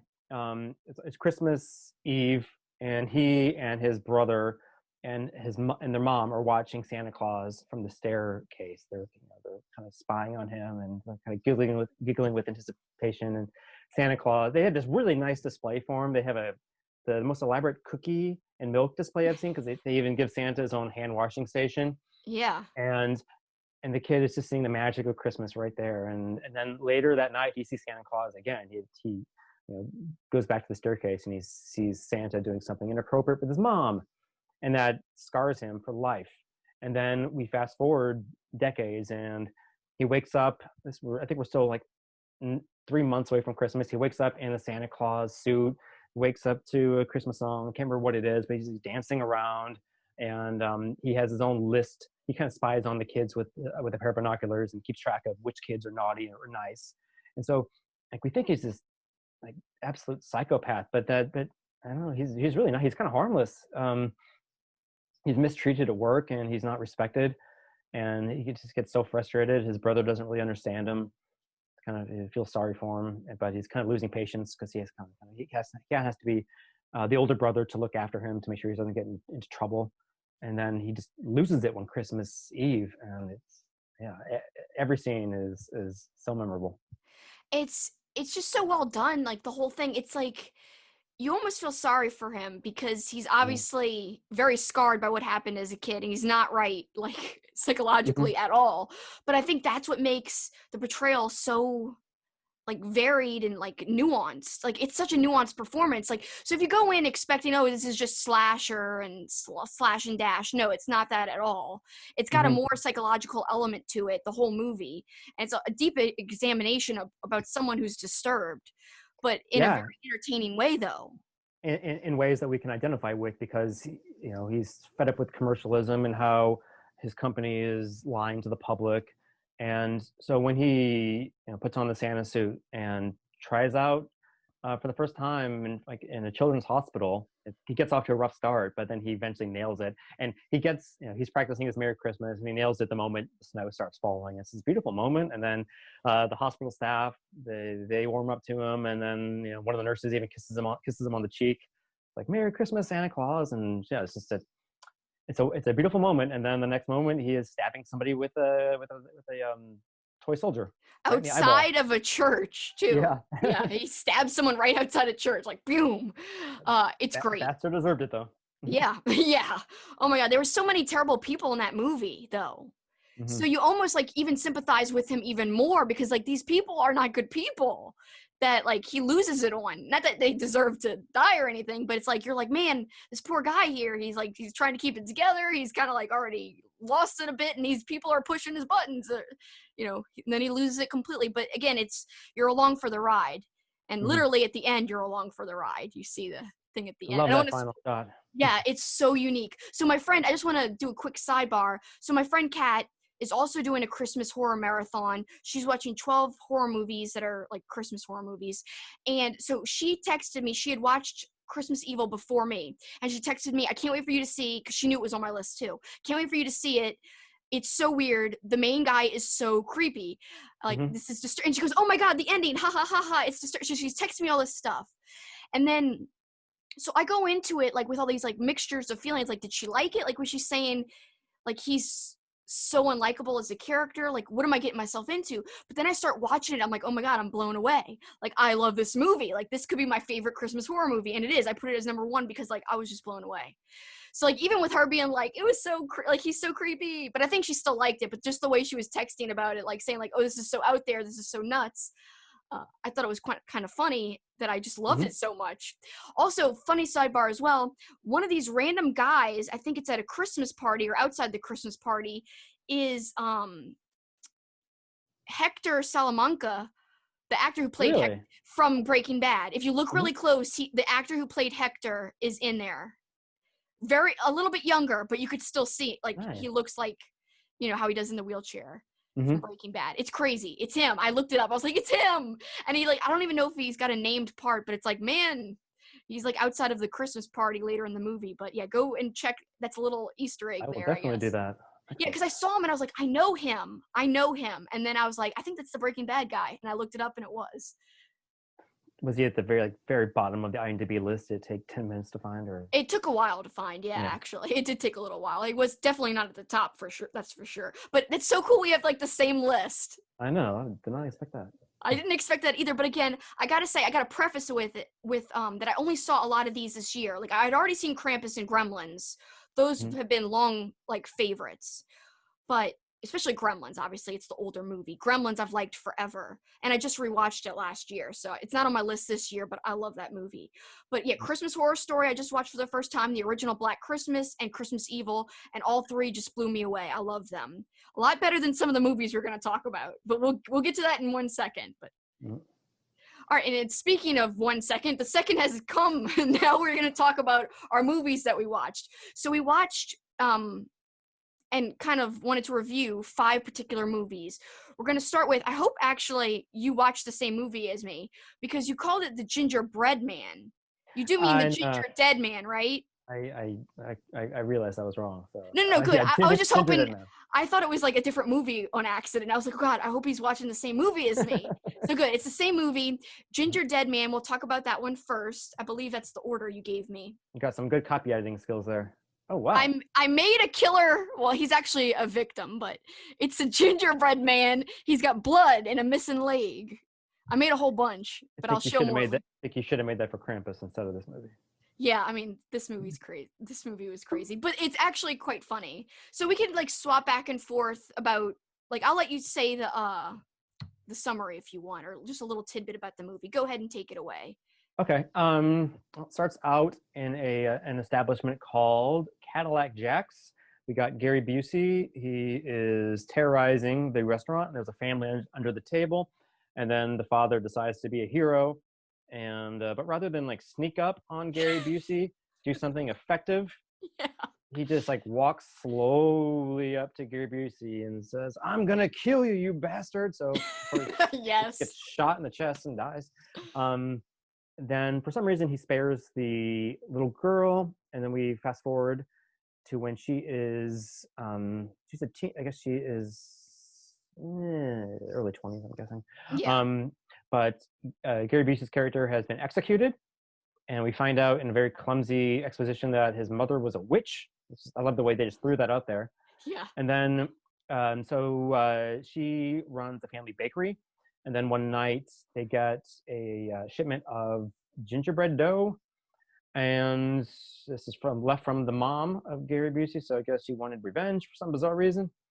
And so then one of her coworkers is a guy who wants to be a professional wrestler. Yes, that He part calls him. it's I have it down. ridiculous. What is the butcher baker? Is his Yes, the gimmick? butcher baker. He would have done well in the new generation era with that kind of Yes. employment gimmick. So he cuts himself. He spills blood. The blood gets in the dough, And and it's then so later gross on, looking too. The blood in the dough. It's yeah. disgusting. And Oh then God. later on, there's a scuffle between two girls, and one of them gets shoved against the oven that the dough is inside, and that creates a spark. Did both of these events have to occur for this master plan to materialize? Because that's quite a coincidence. The witch like really needed a lot of factors to I happen. So know. she's lucky, man. She's lucky that this even worked. Yeah. So there's a gingerbread guy. He kills people. He has stupid one-liners. This movie could have worked had they given him something interesting to say, but instead of a typical, he'll kill somebody and then he'll say something like, "That's gotta hurt, ha ha ha," or that's gonna leave a mark, ha ha ha. Yeah. How about a facial, ha ha ha. It's really lazy, and also And he looked lazy. bad. He looked really Yeah, bad. the lighting in this movie was uninspired and flat. There is bizarre reliance on Dutch angles in this movie. Every scene I did okay, and the acting is pretty terrible. I did like one over the top Southern character. He kind of talked like Foghorn Leghorn. That was The boyfriend of the the no, it was evil girl. the evil businessman that wanted to buy out. Oh yeah. Oh yes, yes, So yes. They whenever both had he, Southern accents. yeah, some more convincing than others. Yes. So whenever he's not on screen, whenever the cookie is not on screen, the movie just grinds to a halt. These people are boring. I don't give a shit about this girl going to community college for nursing. I don't know why we had scenes like that. For some reason, they decide to stay in the bakery. They feel like they're trapped inside. I don't know what gave them that impression. They could go anywhere. We're not talking about a horde of zombies or ghosts or chainsaw wielding madmen. We're talking about a fucking cookie you could just step on. Yeah. And so yeah, they die in a variety of ways. It's all right, I guess. What else do I have here? Yeah, shady acting. Even though it was just 75 minutes long, it felt like a slog to get through. I needed an intermission. I think the most entertaining part is in the opening credits. Because we get names like E.D. Biddlecombe. Pretty fun I name didn't there. even pay attention to the credits. Yeah. That's great. That's great. We get Elvis Strange, and we get Jeremy Flash Gordon. So yeah, I like that. That's wonderful. I like that you picked this movie because there's not a single mention of Christmas or the holidays. There's no snow. There's nothing. No, but I mean, Gingerbread Man, like Christmas maybe. Why else would they be making gingerbread cookies? Come on. I know you would think so, but yeah, it's filmed in California, so not the most Christmassy of states too. No, I've got some observations about this for sure. Yeah, it's a full moon production, so you kind of know what you're getting yourself into. Charles Band directed it. Yeah, this didn't really do much. No, this movie sucks. I'm very upset. What do you have to say about it? All right, so not to spoil a future thing we're going to talk about, but it helped that I watched Santa and the Ice Cream Bunny before I watched this. So to me, this was like better than, like, again, I'm kind of jumping ahead, but it was better than I liked Santa and the Ice Cream Bunny, even though I did laugh at both. So here are my observations about the Gingerdead Man. Yes, horrible. The acting's terrible. Also, there's like this one shot where the continuity is ridiculous. It's terrible because like they're going into the part of the bakery which looks like there's nothing there, and like then there's something there. It's very just poorly done. Mm-hmm. It was totally like amateur hour. But again, I always try to appreciate the funniness of films like these because it's obviously not going to be good. So I'm just like, okay, this is not going to be a masterpiece. I knew that right away from looking at the cover. But let's just start at the beginning. So Gary Busey's over the top in the beginning. Also, why is he robbing a lowly diner? Why is he going after, like, how much money could they possibly have? Come on. With just one family there. I don't think anybody else was there. I'm sure he killed the manager or something. And this, by the way, he's only on screen for 20 seconds. That's all you get of Gary Busey. You hear his voice later on, but that's it. Yeah. You're not going to get a lot of excitement from his performance. So I thought he was going to do something to the girl. He's like, stand up, let me look at you. Then he's like, I got to finish what my mom said. I got to finish what I started. Damn it. And then he like shoots her reluctantly. Like, what's that all about? That's never explained. How he seems to have like an opposition to what his mom wanted, which is to finish what you started. He didn't, I guess, want to shoot her, but was going to just because she said to finish what you started. All very confusing, never really like fleshed out at all. So that's why she was upset, because her son disobeyed her, and so now she's mad at her. So maybe she's like bringing her son back so he could truly finish what he started. There you go. Okay, that makes sense. Good job. Maybe. I don't know. I don't know. But so I also said the Baker's wrestling references were great. Like funny because like I used to like wrestling a lot. So I just was like, it's got wrestling in it. Yeah. Like and we'll come back to the Baker in a second. But so the blood and the seasoning in the dough, it looked thoroughly disgusting. They had an extreme close-up of it mixing together, the fakest looking dough ever. Mm-hmm. Yeah, but even though it looked like fake dough, it still was gross that there was blood in there, and I was also, so the mom is drunk outside of the store, shooting across the street at the sun, like a sign hanging up across the street high up, and she shoots it perfectly down each corner, and she's drunk. How That the did not hell? look easy. No, how the hell did she shoot that down? She could never shoot that well drunk. Come on. Thrives under pressure. Maybe so. So that was ridiculous. Also, so they're making this whole hullabaloo about making these gingerbread cookies, special seasoning, getting the mixer all ready. Okay, so they're making this huge batch of dough, and she gets one cookie cutter out. One cookie cutter for this big ass batch of dough. Like, what the hell are you doing, man? I know. Hope she doesn't have plans later that night. My God. What the hell? And also, it's like twice or 3 times as big as this. Who has a gingerbread cutter or mold that's that big? It's like this big. Like from the bottom of my gingerbread to this. Come on, Kelsi. This is America. Like, I just one gingerbread and a huge gingerbread. Why? They're never going to make money. No wonder they're going out of business. So it's like they're making one cookie and all this trouble for one cookie. No wonder they're going out of business. But anyway, fireworks coming off of the baking gingerbread man, like you referenced. I laughed at that. I thought it was absurd, ridiculous, just off the wall, ridiculous. I thought he was going to be life-size, not small. Like, so from the cover, I was like, maybe he's going to be like a life-size gingerbread, like a ridiculous walking human-sized gingerbread. But nope, he was a small one, which was not very threatening. Like you said, why couldn't they just leave the bakery, drive away? I mean, I know at one point some tires are slashed, I think, or like the car is smashed up against with, the car smashes a gentleman at one point. Yeah, that made no sense either. I saw this about 3 weeks ago, but I remember that scene. There's something very implausible about it. I guess because the car was going so slow, this guy easily could have just stepped. He could have stepped aside, right, or not been killed at all. So there's no way. That was the one character I liked, so I was sad to see him go. Yeah, you were sad. No, like he was pretty funny too. He was over the top for sure. Just way. I mean, everyone in this movie was over the top. The acting was horrendous.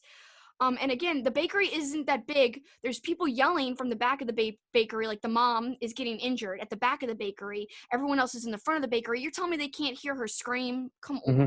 They could easily hear her scream and then go and basically save her, but that doesn't happen. Very convenient that they don't hear her. So the mom's drinking alcohol, which is over half full. Then the next second, it's nearly empty. Like literally 2 seconds later, like she's not that fast of a drinker. Come on, just terrible editing. So many instances of stuff not matching up. Also, it's great when the gingerbread man is telling off the little rat. He's like, "I'm gonna kick your little rat ass. I'm gonna kick your little rat ass." Why is he challenging a rat? Like, what is going on? I did laugh at that. And also, at one point, he fires a gun, but, like, he has no thumb. Like, how is he pulling the trigger? You even see his hand, like, not even on the gun really well, so it's kind of ridiculous. And also, at the end, the butcher baker, why does he do what he does to the gingerbread? Why doesn't he do something different?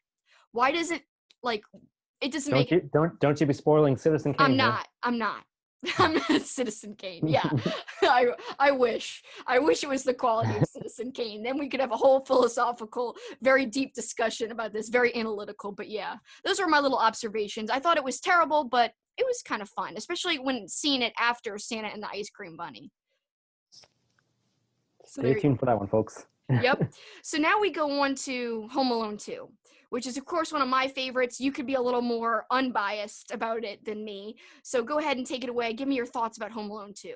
All right. I don't have to give a plot, at least. No, you don't. I mean, you don't have to give any plot. No one knows. Everyone knows Home Alone. All right. So this is a movie I saw in the theater. I was happy about that. I've always liked it. I don't think it's anywhere near as good as the original. It bothers me that it relies so much on the original.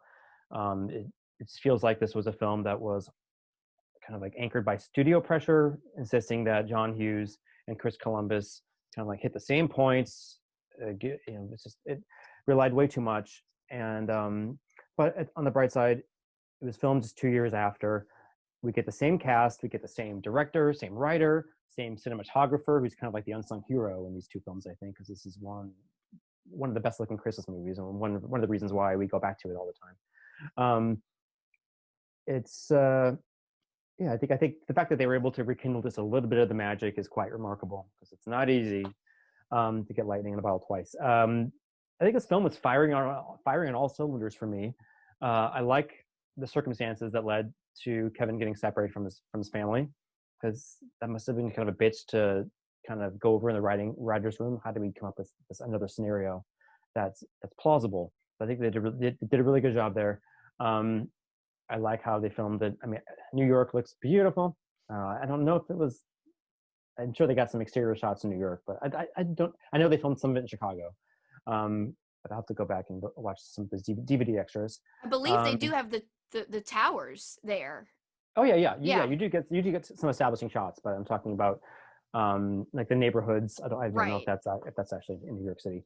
Um, yeah, I love the hotel, of course. I agree that Tim Curry makes this movie. Every scene he's on screen is the greatest. And I think I love the movie until we get to the Looney Tunes violence. I don't think this movie needed it. I think it goes way over the top. I don't think bricks to the head are funny. And it's like compared to the like over the top, colorful, cheery Christmas vibes inside this house in the original, like this dank, depressing, dilapidated building. I'm glad that they, it contrasts it interestingly, but I don't think it didn't lend itself to comedy that well. I think the bird lady is a stupid character. I don't think she can't compare to the old man in the original, and it just felt cloying. Her backstory was stupid, so she got dumped. She got dumped by her boyfriend, and then she became homeless. It's very, very trivial. Let's see here, what else do I got? I like how New York City looks menacing at night.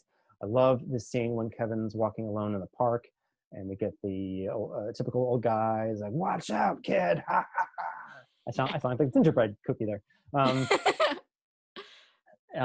There's a really good sequence when the toy shop is closing. It's kind of like the opening bell for a really a much anticipated fight. Some really good editing there. I like how Kevin and the parents are likable, because we got a kid who's stealing money from his parents. He has to have the limousine to go 10 miles, got to have the best hotel room, but he's still this cute little kid that we identify with. The parents, they're filthy rich, entitled. I don't like how they get free stuff at the end, but because Catherine O'Hara and I'm blanking on the actor's name, but I like him. John something. Yeah, John. John Beard? I don't know why I'm saying that, but that's probably off. I know it's John. Yeah. I don't know the last name. I forgot. I love the Sticky Bandits. The Sticky Bandits. I'm glad they are trying new things out here. So yeah, it's an entertaining movie. I go back to it every few years. I just wish it didn't rely so much on the original. So like you like the original better. I just think that this one, it does rely really heavily on the original, but to me, all my favorite parts are just like these random lines. And we're going to talk about funniest parts in a second, but like to me, some of the best parts aren't even the crazy violence. It's just like the lines. Like some of the lines are just so over the top, and I like that they're over the top. Like this isn't one of my funniest, but like you know Kevin saying like, "Who wants to have Christmas in a tropical climate anyway?" Like no kid talks like this. No kid talks like, "If you all weren't so stupid as to believe his lies." Like just the way he phrases things is not how a kid would phrase them, but somehow when Macaulay says them, it's relatable. And when you look at other movies from the 90s with kid actors, it's just like Macaulay's on another level in terms of like the really good acting. I feel like you look at like a terrible thing like all these not popular, but semi-popular movies from the 90s. You had what is it called? I'm blanking on it now. Another Sinbad movie. First kid, terrible kid. You hated the kid. You're supposed to like him eventually. He's the worst. Of course, different caliber movie didn't have like, the same prestige when it was released, but or even the way it was filmed or anything like that. It wasn't on the same level as Home Alone or Home Alone 2, but like just unlikable kids. Kazam had an unlikable kid. A whole bunch of 90s movies had unlikable kids. I think Free Willy had a great kid actually though. I always shout out Free Willy. Free Willy had like a pretty decent kid actor, but still a little annoying. Macaulay to me was just, you could embrace him fully. He was just a very good natural actor. And you didn't feel like, when he was trying hard, it just didn't feel like phony at the same time. And when he's smiling, we're smiling. Yeah, exactly. I just really liked him. And it helped that the villains were two great actors. I mean, Mm-hmm. and then also like the Joe Pesci thing adds so much to it. Joe Pesci in a kids movie, a Christmas kids movie, like it doesn't seem to go together. Um, Funny how, like a clown. Well, in this movie he is. So to Mm-hmm. me, it's like it works. It just adds to the whole thing of both movies, the original and the sequel. And yeah, like you said, it plays off a lot of stuff from the original, but I think it has some new stuff too. Like the airport thing is genius. Like you said, it's a very creative thing that they did there to try to have him be alone somewhere else Yeah, that wasn't home. So they covered all the bases in terms of like what could have happened there, and like finding an answer to all the questions we could have had yeah, about exactly. something separated. Yeah, I agree. Joe Pesci and Daniel Stern are that's they're the greatest. I love this duo so much, and Daniel Stern was not going to be the original Harry, and so I'm glad the original guy didn't work out. Me too. Can you remember who it was supposed to be? I can't even remember. I I thought don't they remember. said. Because Mm. I watched, there's like a whole Netflix thing about the Yep, movies that made yeah, that's us. how I know Yeah, that. yeah. So they talk all about Home Alone and how like it was harder to I make. cannot believe that that was an elementary school I in the Calder know. house. How is that possible? I don't even Uh, know, like the movie magic. It's mhm. incredible what is able to be done. But yeah, so the original is great, but the Tim Curry adds just an extra something for me. And let's get to our top funniest moments because I'll spoil it. I didn't rewatch it before we talked because I've seen it like over 50 times. So it's like I'll rely on my memory. I want to save it to closer to Christmas, so I'm saving it a little bit. So this is all from Let my memory, but Yes. Okay, so let's this is the top five, so let's start with number five here. yes, I have one honorable mention. The delivery van knocking over the pesky statue. I love that callback to the original because I laughed every time that happened. yeah, me too. Number five, at the end when Harry and Marv are arrested and Marv will not keep his mouth shut and he keeps telling the cops all about their criminal activity, about they just broke out of prison and all that. And Joe Pesci's getting increasingly fed up. Shut up, Marv! God! I love that. Yes. All right, what is your number five? Can I do an honorable mention first, Oh, real of course, quick? yeah. Yeah, so I've got an honorable mention first because like I can never just pick five things, no matter what I'm picking five of. So the honorable mention is get out of here, you nosy little pervert, or I'm gonna slap you silly. And then this is the one in the shower with the clown. So Mm-hmm. one, this could never be done in the quick amount of time it's done. Like there's no 20 way. seconds. Yeah, there's no way Kevin could inflate the clown, do this in the shower, have the thing going, the talk boy going. There's no way. But anyway, that's neither here nor there. After he says that part, Tim Curry Maybe, goes, maybe you had half a bottle of vodka, like the lady in the last movie. yeah, maybe.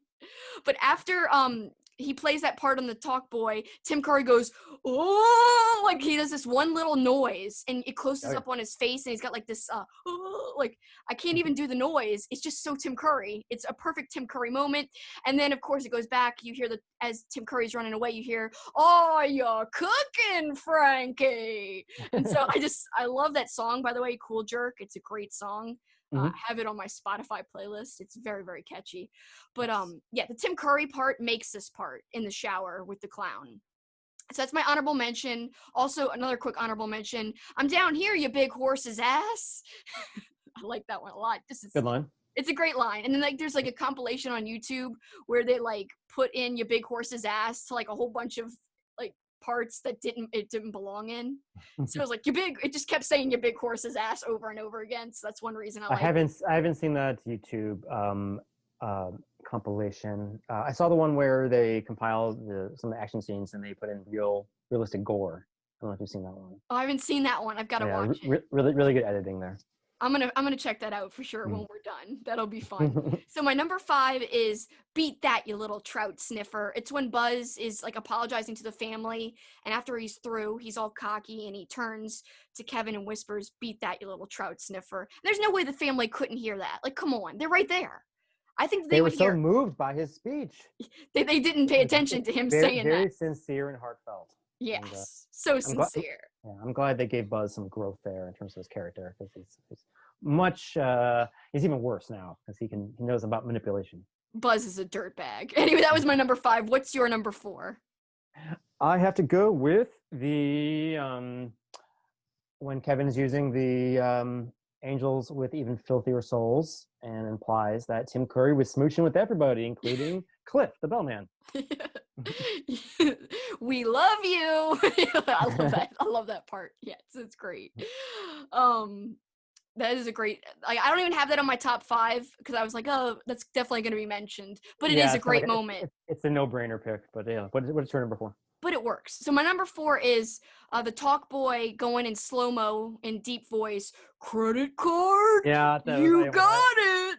I had that on originally and I deleted it at the last second, but yeah, I'm glad you mentioned it. Because it's so absurd, and I love the feature on the talk girl / talk boy. You could actually do a high-pitched and a low-pitched voice. Oh yeah. I use that all the time. So like as a kid, that was awesome. But also, how did he know how long to pause before he said you got it? It's great. Like there's no way he'd know. He's very good at pressing buttons. Apparently. So what's your number 3? I have the line. I almost had this at number 1. It's kind of hard to pick the order, but I love the line when the McAllisters are at the police station, and the dad says, when the mother is saying, actually, this has happened before, and the dad says, funnily enough, we never lose our luggage. And then they knock on wood. Yeah. I love that line. Yeah, I do too. That's a great line. The parents are so funny and engaging. Like you said, it's crazy how likable they are, even though they're super rich and they kind of are entitled and stuff, but they're still likable somehow. That has a lot to do with the actors, obviously. So my number 3, so Kevin jumps in the taxi after he's being scared all over the city, and he goes, man, is it scary out there? And then the guy is like, he turns around, ain't much better in here, kid. I don't know. I just always laugh at that. I like his delivery, but I think it's sad that Kevin finds his appearance so grotesque that he runs out of the cab. Yeah, I mean, I just think it's funny the way he says it. That's why I laugh. Is the way, like, I don't even count. The whole scene's terrific. Yeah, I don't even count how like Kevin does this absurd, but like that part's over the top. But I just like how he turns, ain't much better in here, kid. Like, what does he mean? like, what does he mean?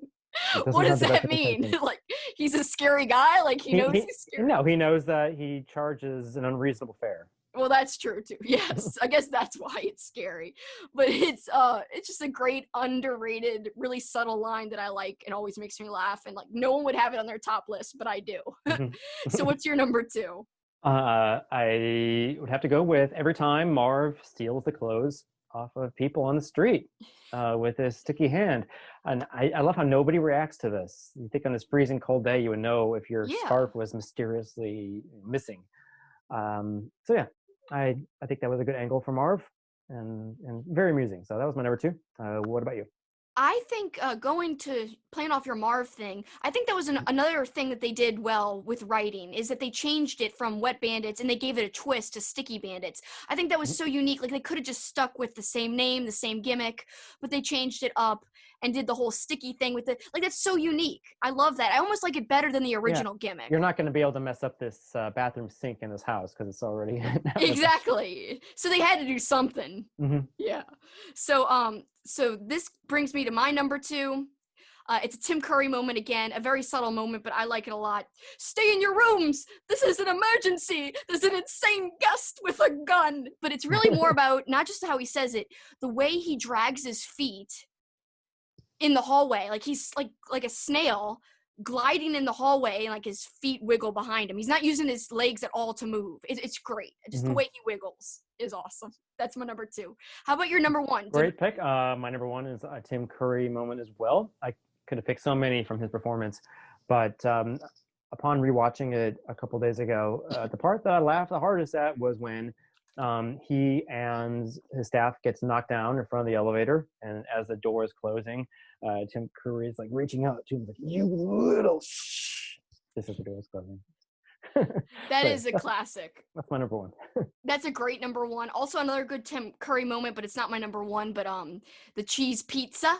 The way he says pizza, like so weird. I have a question about this. It's probably a really stupid question, but why does Kevin like cheese pizza so much? Why does anybody like cheese pizza? Is it just for people that don't like toppings?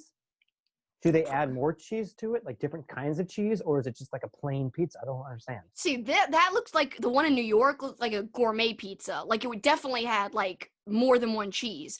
I always get pepperoni, so I mean, or meats or whatever. Like I change it up, but like I hardly have ever gotten just a cheese pizza. So I don't know. People that don't like pepperoni, or they don't like pepperoni, sausage, onions, green peppers. They don't like any of this. No, and a kid, picky kids, I guess that's part of it. Since you saw in the first movie he liked cheese pizza back then, so it's obviously just something that, like, as a kid he didn't like. It's stupid on that one too. Yeah, it is. He's just very picky, I assume. I apologize if I'm responsible for you losing subscribers or getting thumbs down on this video, because there's probably a lot of cheese pizza fans out there. They're like, oh, he hates cheese pizza. Goodbye. Then they just stop watching us right now. Absurd. So my number one, this is my only generic pick, I think. Suck Brick Kid. Suck Brick I thought about that one too. And Marv throws it. That's a very popular one, but I just couldn't leave it off. There's a great list. I could just do a list of Marv moments. But of course, I know you don't like the cartoony violence, but like the skeleton bit, I think it shouldn't work, but it somehow works in this movie. I like it too. It's an honorable mention for me. It takes it over the top, so you can't take anything that happens seriously anymore, because we're clearly in cartoon land here. I just wish that instead of them going to this house, I don't know. We got this whole city. We got New York City at your disposal. You could go so many places. I wouldn't mind it if they spent more time in that toy shop. That was so cool looking. I wouldn't mind a chase scene in there.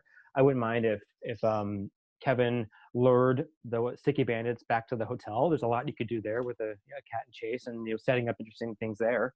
But rather than complain about the film we didn't get, I'm appreciative to Home Alone 2 because it gives me joy every year. It does give me a lot of joy too, but I do see your point, because they could have kind of cut down, like done half of what they did in the house and then just spread it around, because the toy store was a great locale. I mean, I don't know why they didn't utilize it more. I mean, even the stuff with Mr. Duncan was very brief. So Mr. Duncan, I found out, was actually in the original Vacation. He plays Roy Wally at the end. Oh, really? Didn't believe it. Yeah. I didn't realize that. That's crazy. They look nothing alike. Wow, that's crazy. And I love Mr. Duncan. Like, I could have put him on my list because, like, he has, like, these cute little lines that always make me laugh and smirk. There's so many, like, subtle parts during Home Alone that I just grew up with my friends quoting these lines for no reason. Like, no apparent reason. We just say things from the movie. Like, 2 turtle doves. Like, I don't know. It's not funny, but we just would say it. Like, who's saying that? Just me and my friends. Who's that? Who is that? Oh, Mr. Duncan. Oh, no, Mr. Duncan would say, 2 turtle doves. He didn't sound anything like that. I know. I make him sound totally different. That sounds more like the bird lady. Yeah, it does. You give 1 turtle dove to a friend or to someone, and you'll be friends forever. Like, that's not a good Duncan at all. It's Kelsi as Duncan, so it is what it is. Makes me feel better about my impressions. Keep it up. Yeah, I like doing bad impressions. It's my thing. All right, so that was our fun little sidebar top 5 funniest Home Alone moments. I really enjoyed hearing yours. I'm glad we didn't have any similarities, really. That's good. Yeah, very good. So it's a thumbs up right there. So now we go to another movie that was funny, but not in a purposeful way. Like, not like on purpose. So Santa and the Ice Cream Bunny, I'll let you kick it off. What did you think? I had a wonderful time with this movie. This was my first time seeing it. It came out in 1972, I believe. I could be wrong. Don't quote me on that. I'm sorry. But yeah, it starts off in the North Pole. We have Santa Claus's elves singing a song. It's a very bouncy, cheerful song, but the audio is so bad you can't understand anything they're saying. There's just one line that I got. La la la, oh, where is Santa Claus? La la la, Santa isn't here. They repeat that part. The reason why Santa Claus is not there is because he is stuck in Florida. His sleigh is stuck in the sand on the beach, and he spends a long time complaining about how hot it is.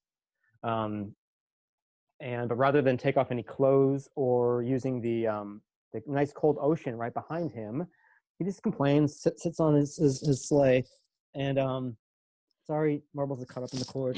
Marbles! It's okay. So Santa summons some kids that are out playing a variety of outdoor activities. And so then they split up and they bring back a variety of farm animals or various animals. We get a donkey, a horse. There's even a guy in a gorilla suit. Yes. Which I wish more Christmas movies had a guy in a gorilla suit. It's always a fun ingredient. So they take turns trying to pull the sleigh out of the sand. I love how some animals are not as cooperative as others.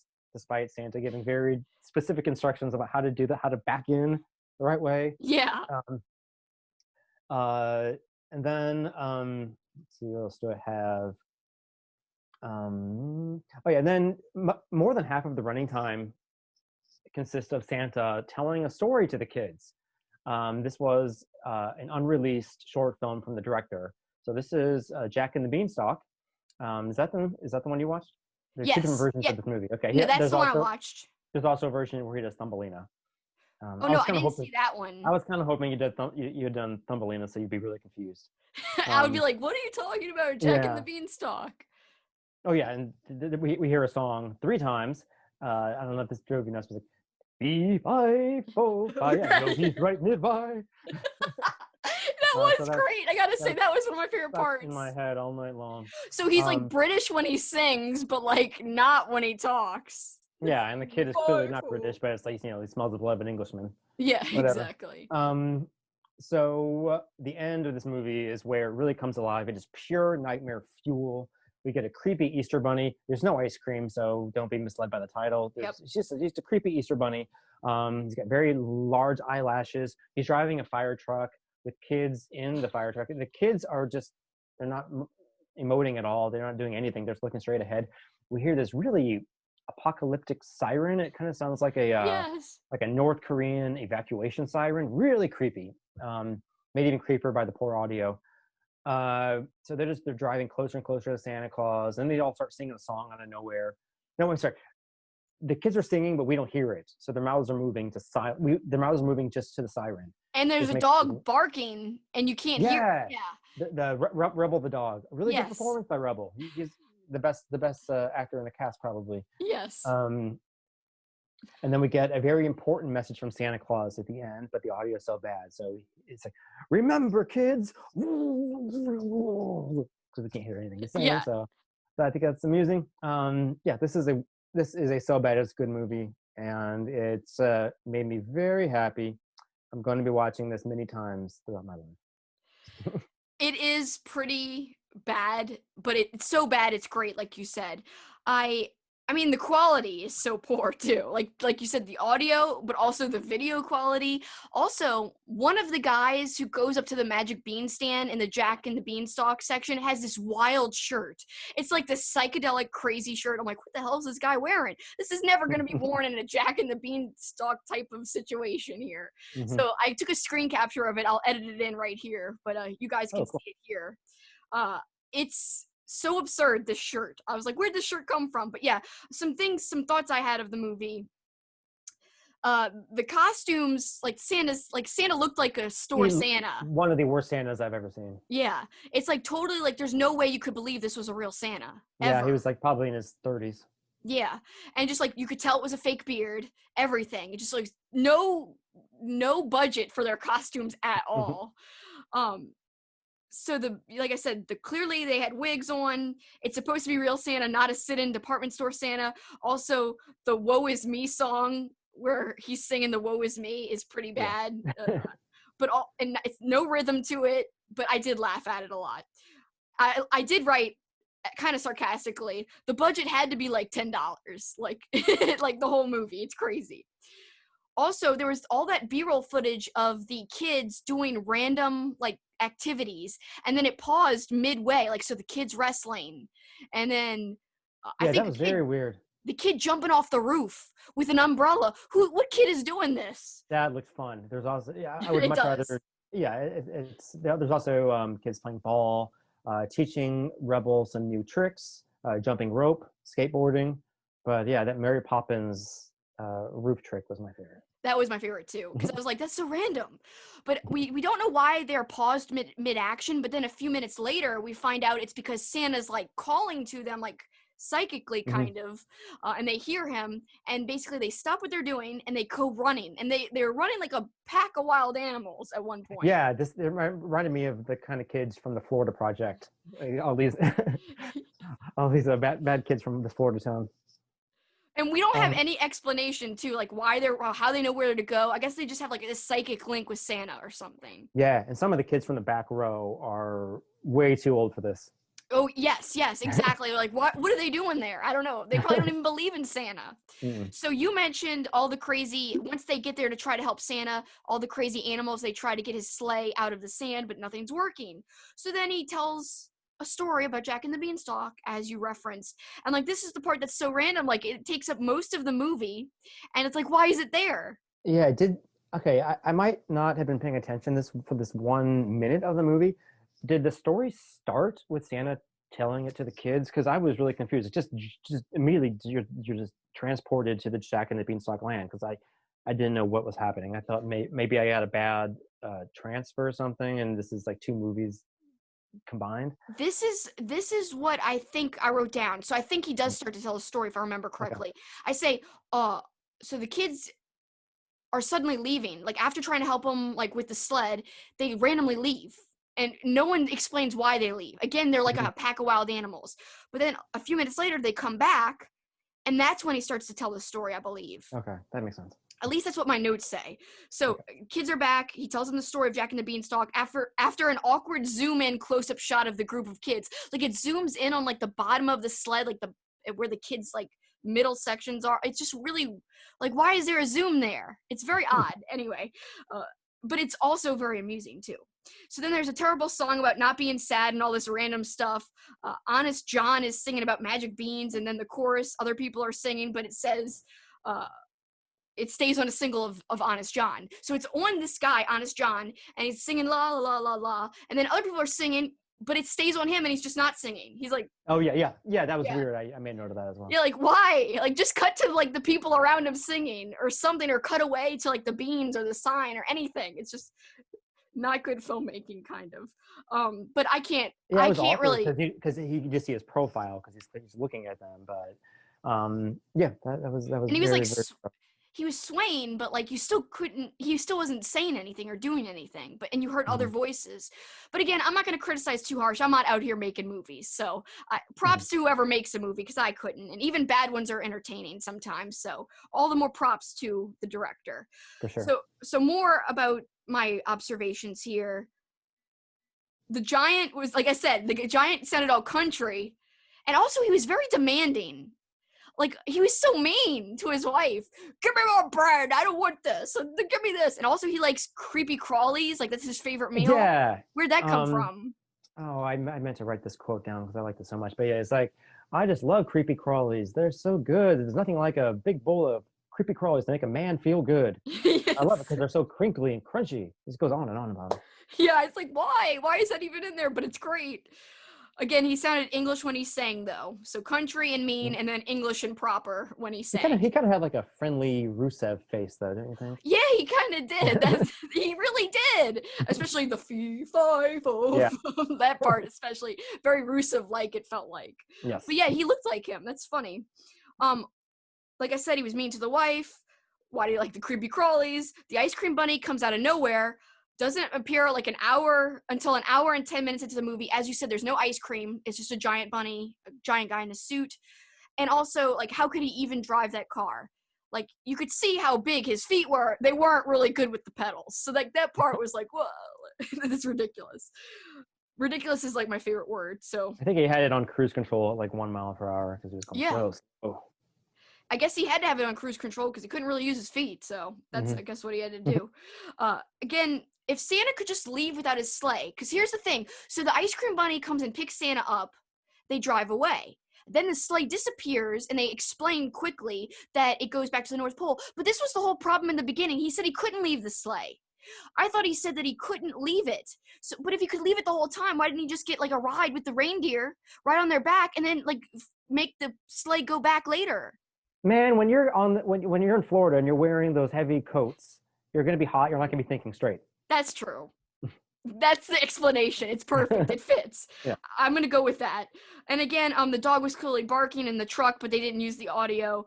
Also, the dog was like dying to chase Santa as Santa and the ice cream bunny were leaving. Like, the kids, like, there's two kids holding the dog back. They're like, ah! It's great. And then again, the ending was abrupt, but overall, so funny. I definitely laughed. And there's actually a Riff Tracks version, but I didn't watch it. Mm-hmm. Yeah, it was also part of a cinematic Titanic. Wait, no, I might be thinking of a different film, but yeah, everyone who can riff on movies has covered this at some point. Yeah. So I didn't watch, like, I didn't want to spoil my thoughts on it. I wanted to see it pure first because I've never seen it. And then maybe I'll go back later and watch the Riff Tracks version just to see, like, their funny observations. Oh, yeah. But Yeah, overall, a lot of material to work with. Exactly. And overall, it was terrible, but very enjoyable. All right. So now we're going to go on to a more serious film. Very serious, very scary, and we can't give too much away here. So I'll let you tiptoe around this. It's Better Watch Out. Okay. I have a pretty cool story with Better Watch Out. This was in the Halloween season of 2017. I took a road trip through Idaho, Utah, New Mexico, and Colorado. And one of the highlights was in Salt Lake City. I attended a kind of a group meetup with the guys from Horror Movie Podcast and Retro Movie Geek. And Wow. yeah, we met at a university and we watched Tremors. And then they introduced a brand new film from the director who was sitting right next to me. I had no idea who this guy was. Yeah, so he introduced the movie. This was a Christmas movie, and even though we were in Halloween season, I was, all right, that's fine. And so to be able to watch this movie, not knowing anything, not seeing any stills or watching the trailer, it was just a rare thrill to have a movie work this well in terms of its twists. Like it just knocked me. I couldn't believe what I was seeing. And to have it end and to be able to look at the director and just say, I think I said something like, oh my, or I said, holy shit, oh my fucking God, this was amazing. It was a really neat experience. So this movie, I don't watch any trailers, don't read reviews of this. We're not going to give anything away, but it worked so well. It starts out with a teenage boy, it's probably 12, 13, would you say? Yeah. Yeah, he's got a huge crush on his babysitter.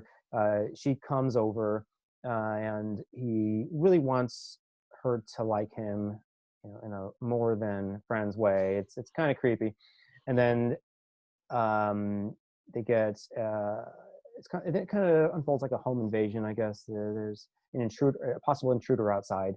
But yeah, this movie is bonkers.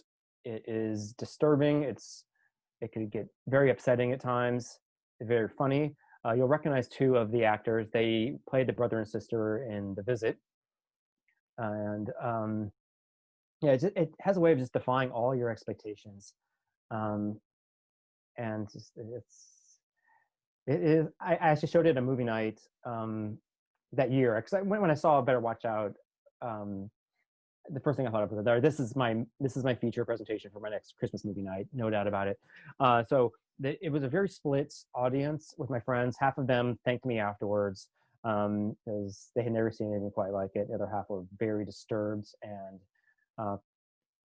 so I had to show them the Snowman right after that. So. Yeah, it is quite disturbing. Like, I can't really add much to what you said because, again, I don't want to spoil anything, but like there's someone in the movie you just loathe. I mean, that's basically all I could say. And it's so disturbing, some parts of the film. You're like, I just can't take it anymore. Like I want to wring their neck kind of thing.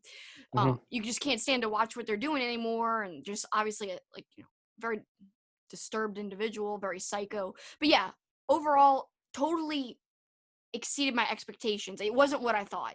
Mm-hmm. Yeah, and some really good Christmas decorations. Yeah. Oh, yeah. Plenty of snow. You get to see David Puddy from Seinfeld. Yes, exactly. I also think it's like you mentioned, the Christmassy decor. It's one of the most Christmassy Christmas horror movies ever. Like, it's not just a subtle thing. It's really in your face. It's not just snow and horror. It's like Christmas. Mm-hmm.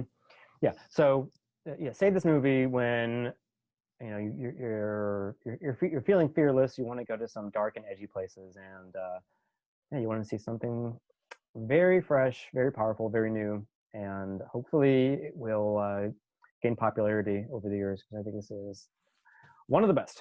Check it out. Like Nathan said, if you're feeling kind of fearless and you want to, dip your toe into something creepy. Yeah, I think 2020 of all years, this is the kind of movie that could hit the spot. Oh yeah, definitely. Give you that creepy feel. All right, so now let's go and end on a feel-good note, I think, because this movie, I actually had never seen it, even though it's an older movie, and I love animation.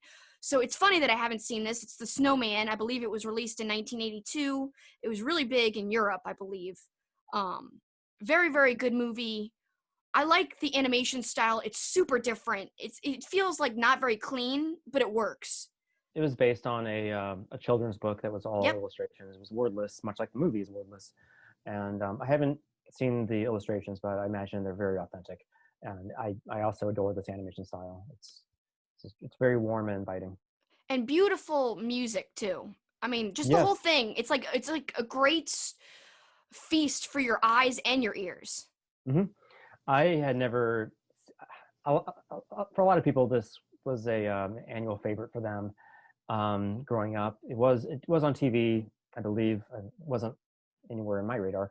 But I was at the Hollywood Theater in Portland, Oregon, probably 5 years ago, and they had an animated Christmas short package, and they ended it on this movie. I'd never seen it before, and it just felt like I was revisiting my earliest childhood memories. It's like the magic was back. Um, I was so charmed, and the "Walking in the Air" song. I was confused because the movie is from 1984, but or 82. I can't remember what it is either. But I always thought this was a Nightwish song because Nightwish covered it, and I didn't know Yeah. the cover. So that was very surprising to me. But yeah, beautiful song. Um, yeah, it's a very nostalgic film. It's short. It's like 30 minutes long, I think. 27 minutes, I believe. Okay. Yeah, and it hasn't snowed where I live in a couple of years, and so to be able to watch this movie where it's snowing constantly, it gets me more excited about the white stuff. I like how the snowman comes to life at the stroke of midnight, so it's kind of like a Frosty the Snowman scenario. I like his childlike fascination when he comes alive. He'll like turn the lights on and off just for fun. He'll give himself a variety of noses from the kitchen. I like the pineapple nose the best. Yes. I like how he dances with the teddy bear, tries on the mother's makeup and the father's clothes. I don't know why the dad has dentures because he's probably my age. Yeah, that is kind of weird. I never even stopped to think. It was just like maybe it was perfect for the Yeah, oh scene, but yeah, yeah, it makes no sense. it looks adorable. Every shot is gorgeous and engaging. I like the little details in the movie, like the packet of snow falling from the branch. Just like little details like that. The little girl looking out the window and seeing the snowman and all the woodland creatures in the forest. Yeah, when like the birds, like they go back outside and the birds are there and then they fly off. I just really like that. Beautiful Yeah, stuff. Beautiful scenery. there's such fluidity to the movements in the flying sequence. Yeah, it's magical. Like when they're soaring over the sea, I like the way that most of the focus is on the ocean waves, and then like the snowman and the little boy will just kind of fly across the corner of the screen from the Yeah. bottom.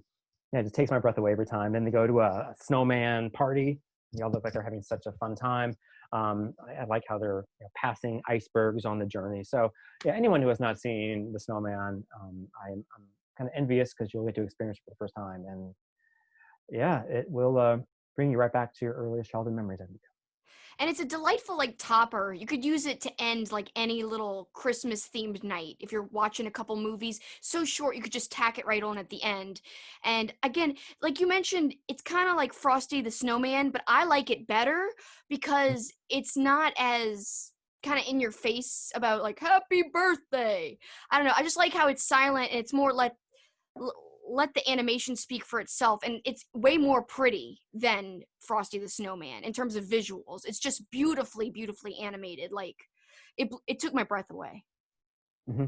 Yeah, yeah, I'm glad you liked it. Yeah, I loved it. So I hadn't seen it before, so it was kind of really a cool thing to watch it for the first time. I wish I had seen it sooner because I've just never been a Frosty the Snowman type of person, but I would have totally been watching this for years if I had Hmm. known about it. There's a version where David Bowie kind of introduces the film, I believe. This was released a few different versions because David Bowie is listed as the star in IMDb. Yeah, I actually saw that on Wikipedia that there's like 3 different versions, I think. Hmm. I think one's the author. Like the Yeah, original one's the Ra- author of the Raymond book. Briggs. That's the one I own. This was released on DVD along with a semi sequel called The Snowman and the Snow Dog. Oh, Came out 2006 maybe. But yeah, very similar style of animation. how was And the also, sequel? Did you like it? I did like it. Yeah, I'm gonna be watching it again very soon, I'm sure.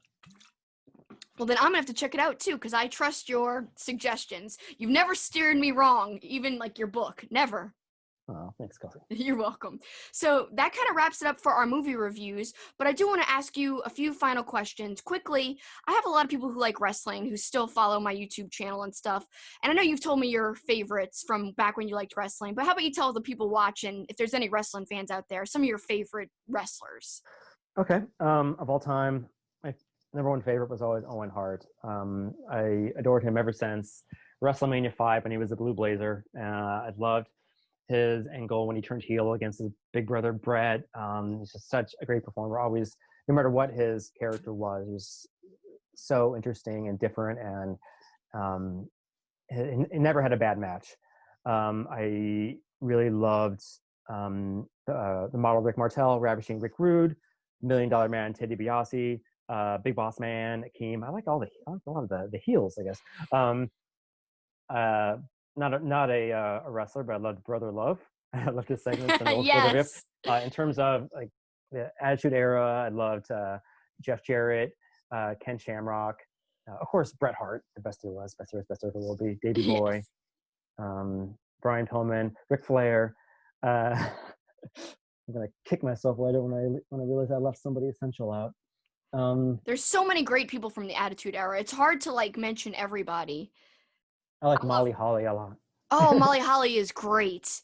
And actually, Sensational Queen Cherry. oh yeah, Hardcore Holly, not the same as Molly Holly, obviously, but same group. He has a book that's great. It's I've called heard good things about that. Yeah. Yeah, The Hardcore Truth. It's wonderful. Also, another good book. It's not written by Pillman, obviously, because he's not around anymore. Even though his son is wrestling now, which he looks just like him. It's crazy. His name's Brian Pillman Jr. He's wrestling under that name, and he looks just like him. So it's awesome, and he's kind of working in AEW right now. But there's a great book called Crazy Like a Fox. It's about Brian Pillman. So if you're a big Pillman fan, it's like really interesting. It takes a look at his life and stuff. It's very good. Excellent. Yeah, I look forward to reading that. I stopped watching wrestling around like 2003 when they botched the invasion angle the way they did, and I was so annoyed with Steve Austin's ruining every single promo. Oh my God, it still does sometimes. I know. Every now and then I'll tune into a new episode and they still do it. It drives me nuts. Well, not anymore because of no audience, but so maybe it's a good thing. In terms of a performer, I think Mr. McMahon is an underrated actor. Yeah, if you ask Kenny Omega, Mr. McMahon or Vince McMahon is one of his favorite. He'll say it's one of his favorite wrestlers because he loves the character. He really likes character actors, and you could see that in some of Kenny Omega's like heelish performances. They're over the top. They're definitely like in the vein of Vince McMahon and stuff. Like you could tell he liked that growing up. He also really liked Mankind. Oh yeah, obviously. It's one of the only celebrities I've gotten to meet is Mick Foley after a stand-up show in Portland, and yeah. Everybody walks away with the same opinion. He's just the nicest guy in the world. And he loves Christmas. I can see why he played Santa Claus. Still does every chance he gets. I'm sure he does. I don't know if you've seen the documentary. Yes. God, I'm blanking on the title. I can't remember the name though. I can't remember the name of it. But it's. But yeah, it chronicles all these like Santas, and it takes a look at them like throughout the year, and you know what they go through to be Santa and all that. And Mick Foley's in it, so it's pretty great. I would totally recommend it. And if you're like a wrestling fan and a Christmas fan, it's the best of both worlds. So why not check it out? But again, I also want to ask you any final thoughts about Christmas, what it means to you, and why you like the season. Let's see. It's nice to be able to revisit these things that we've been talking about tonight, like the music and the movies and the TV shows. I like how everybody celebrates in a different way. I love Christmas lights. I just like being able to walk outside and go for a walk and be entertained by houses that I wouldn't look twice at any other day or any other month. I like people that go all out for the season. I like the attractions, like Six Flags when they transport the whole park into like a Christmas fantasy land, and they always do such a good job.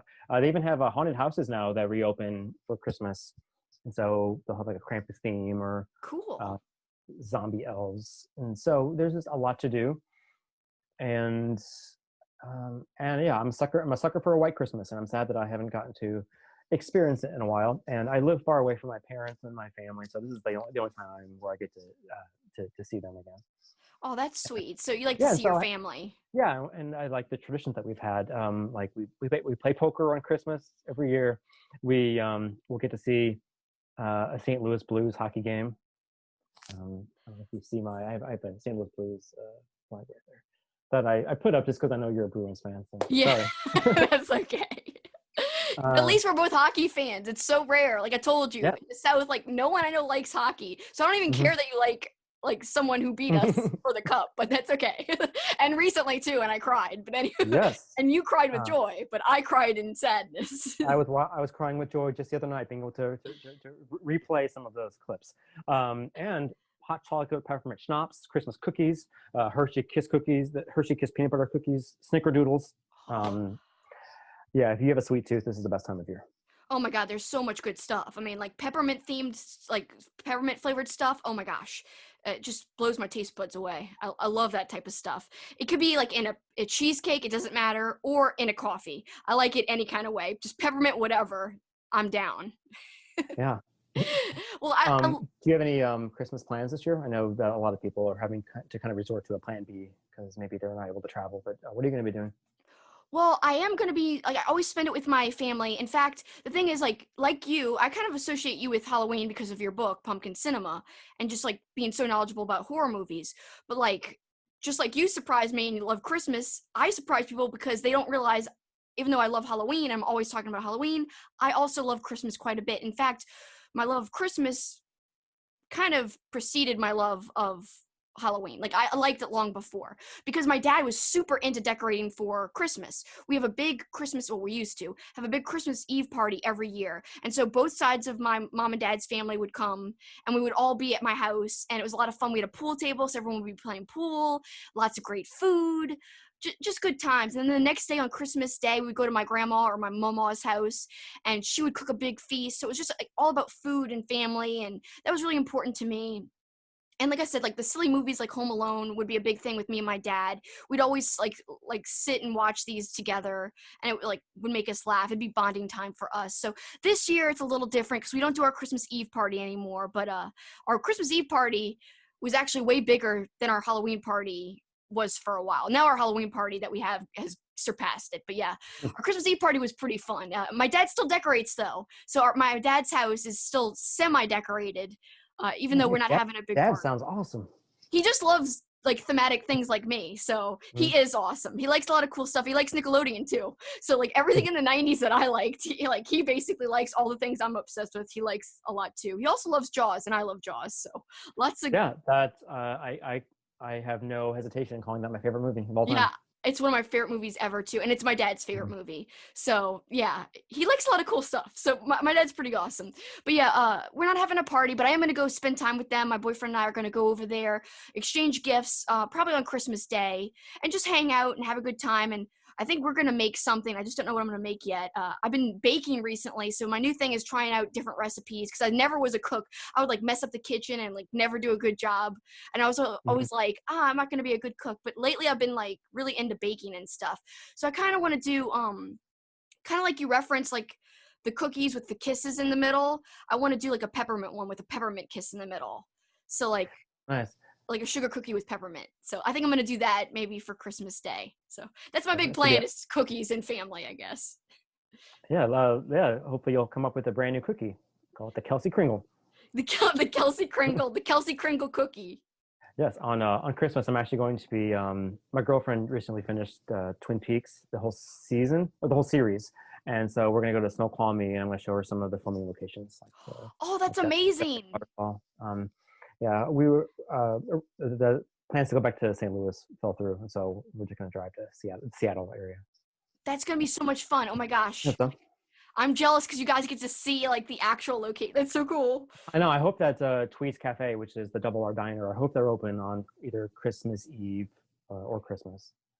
I'm sure they have. I mean, diners are a lot of times are open even on like holidays. So hopefully, I'll cross my fingers for you. That should be a fun time. Hope you guys have a blast. Thanks.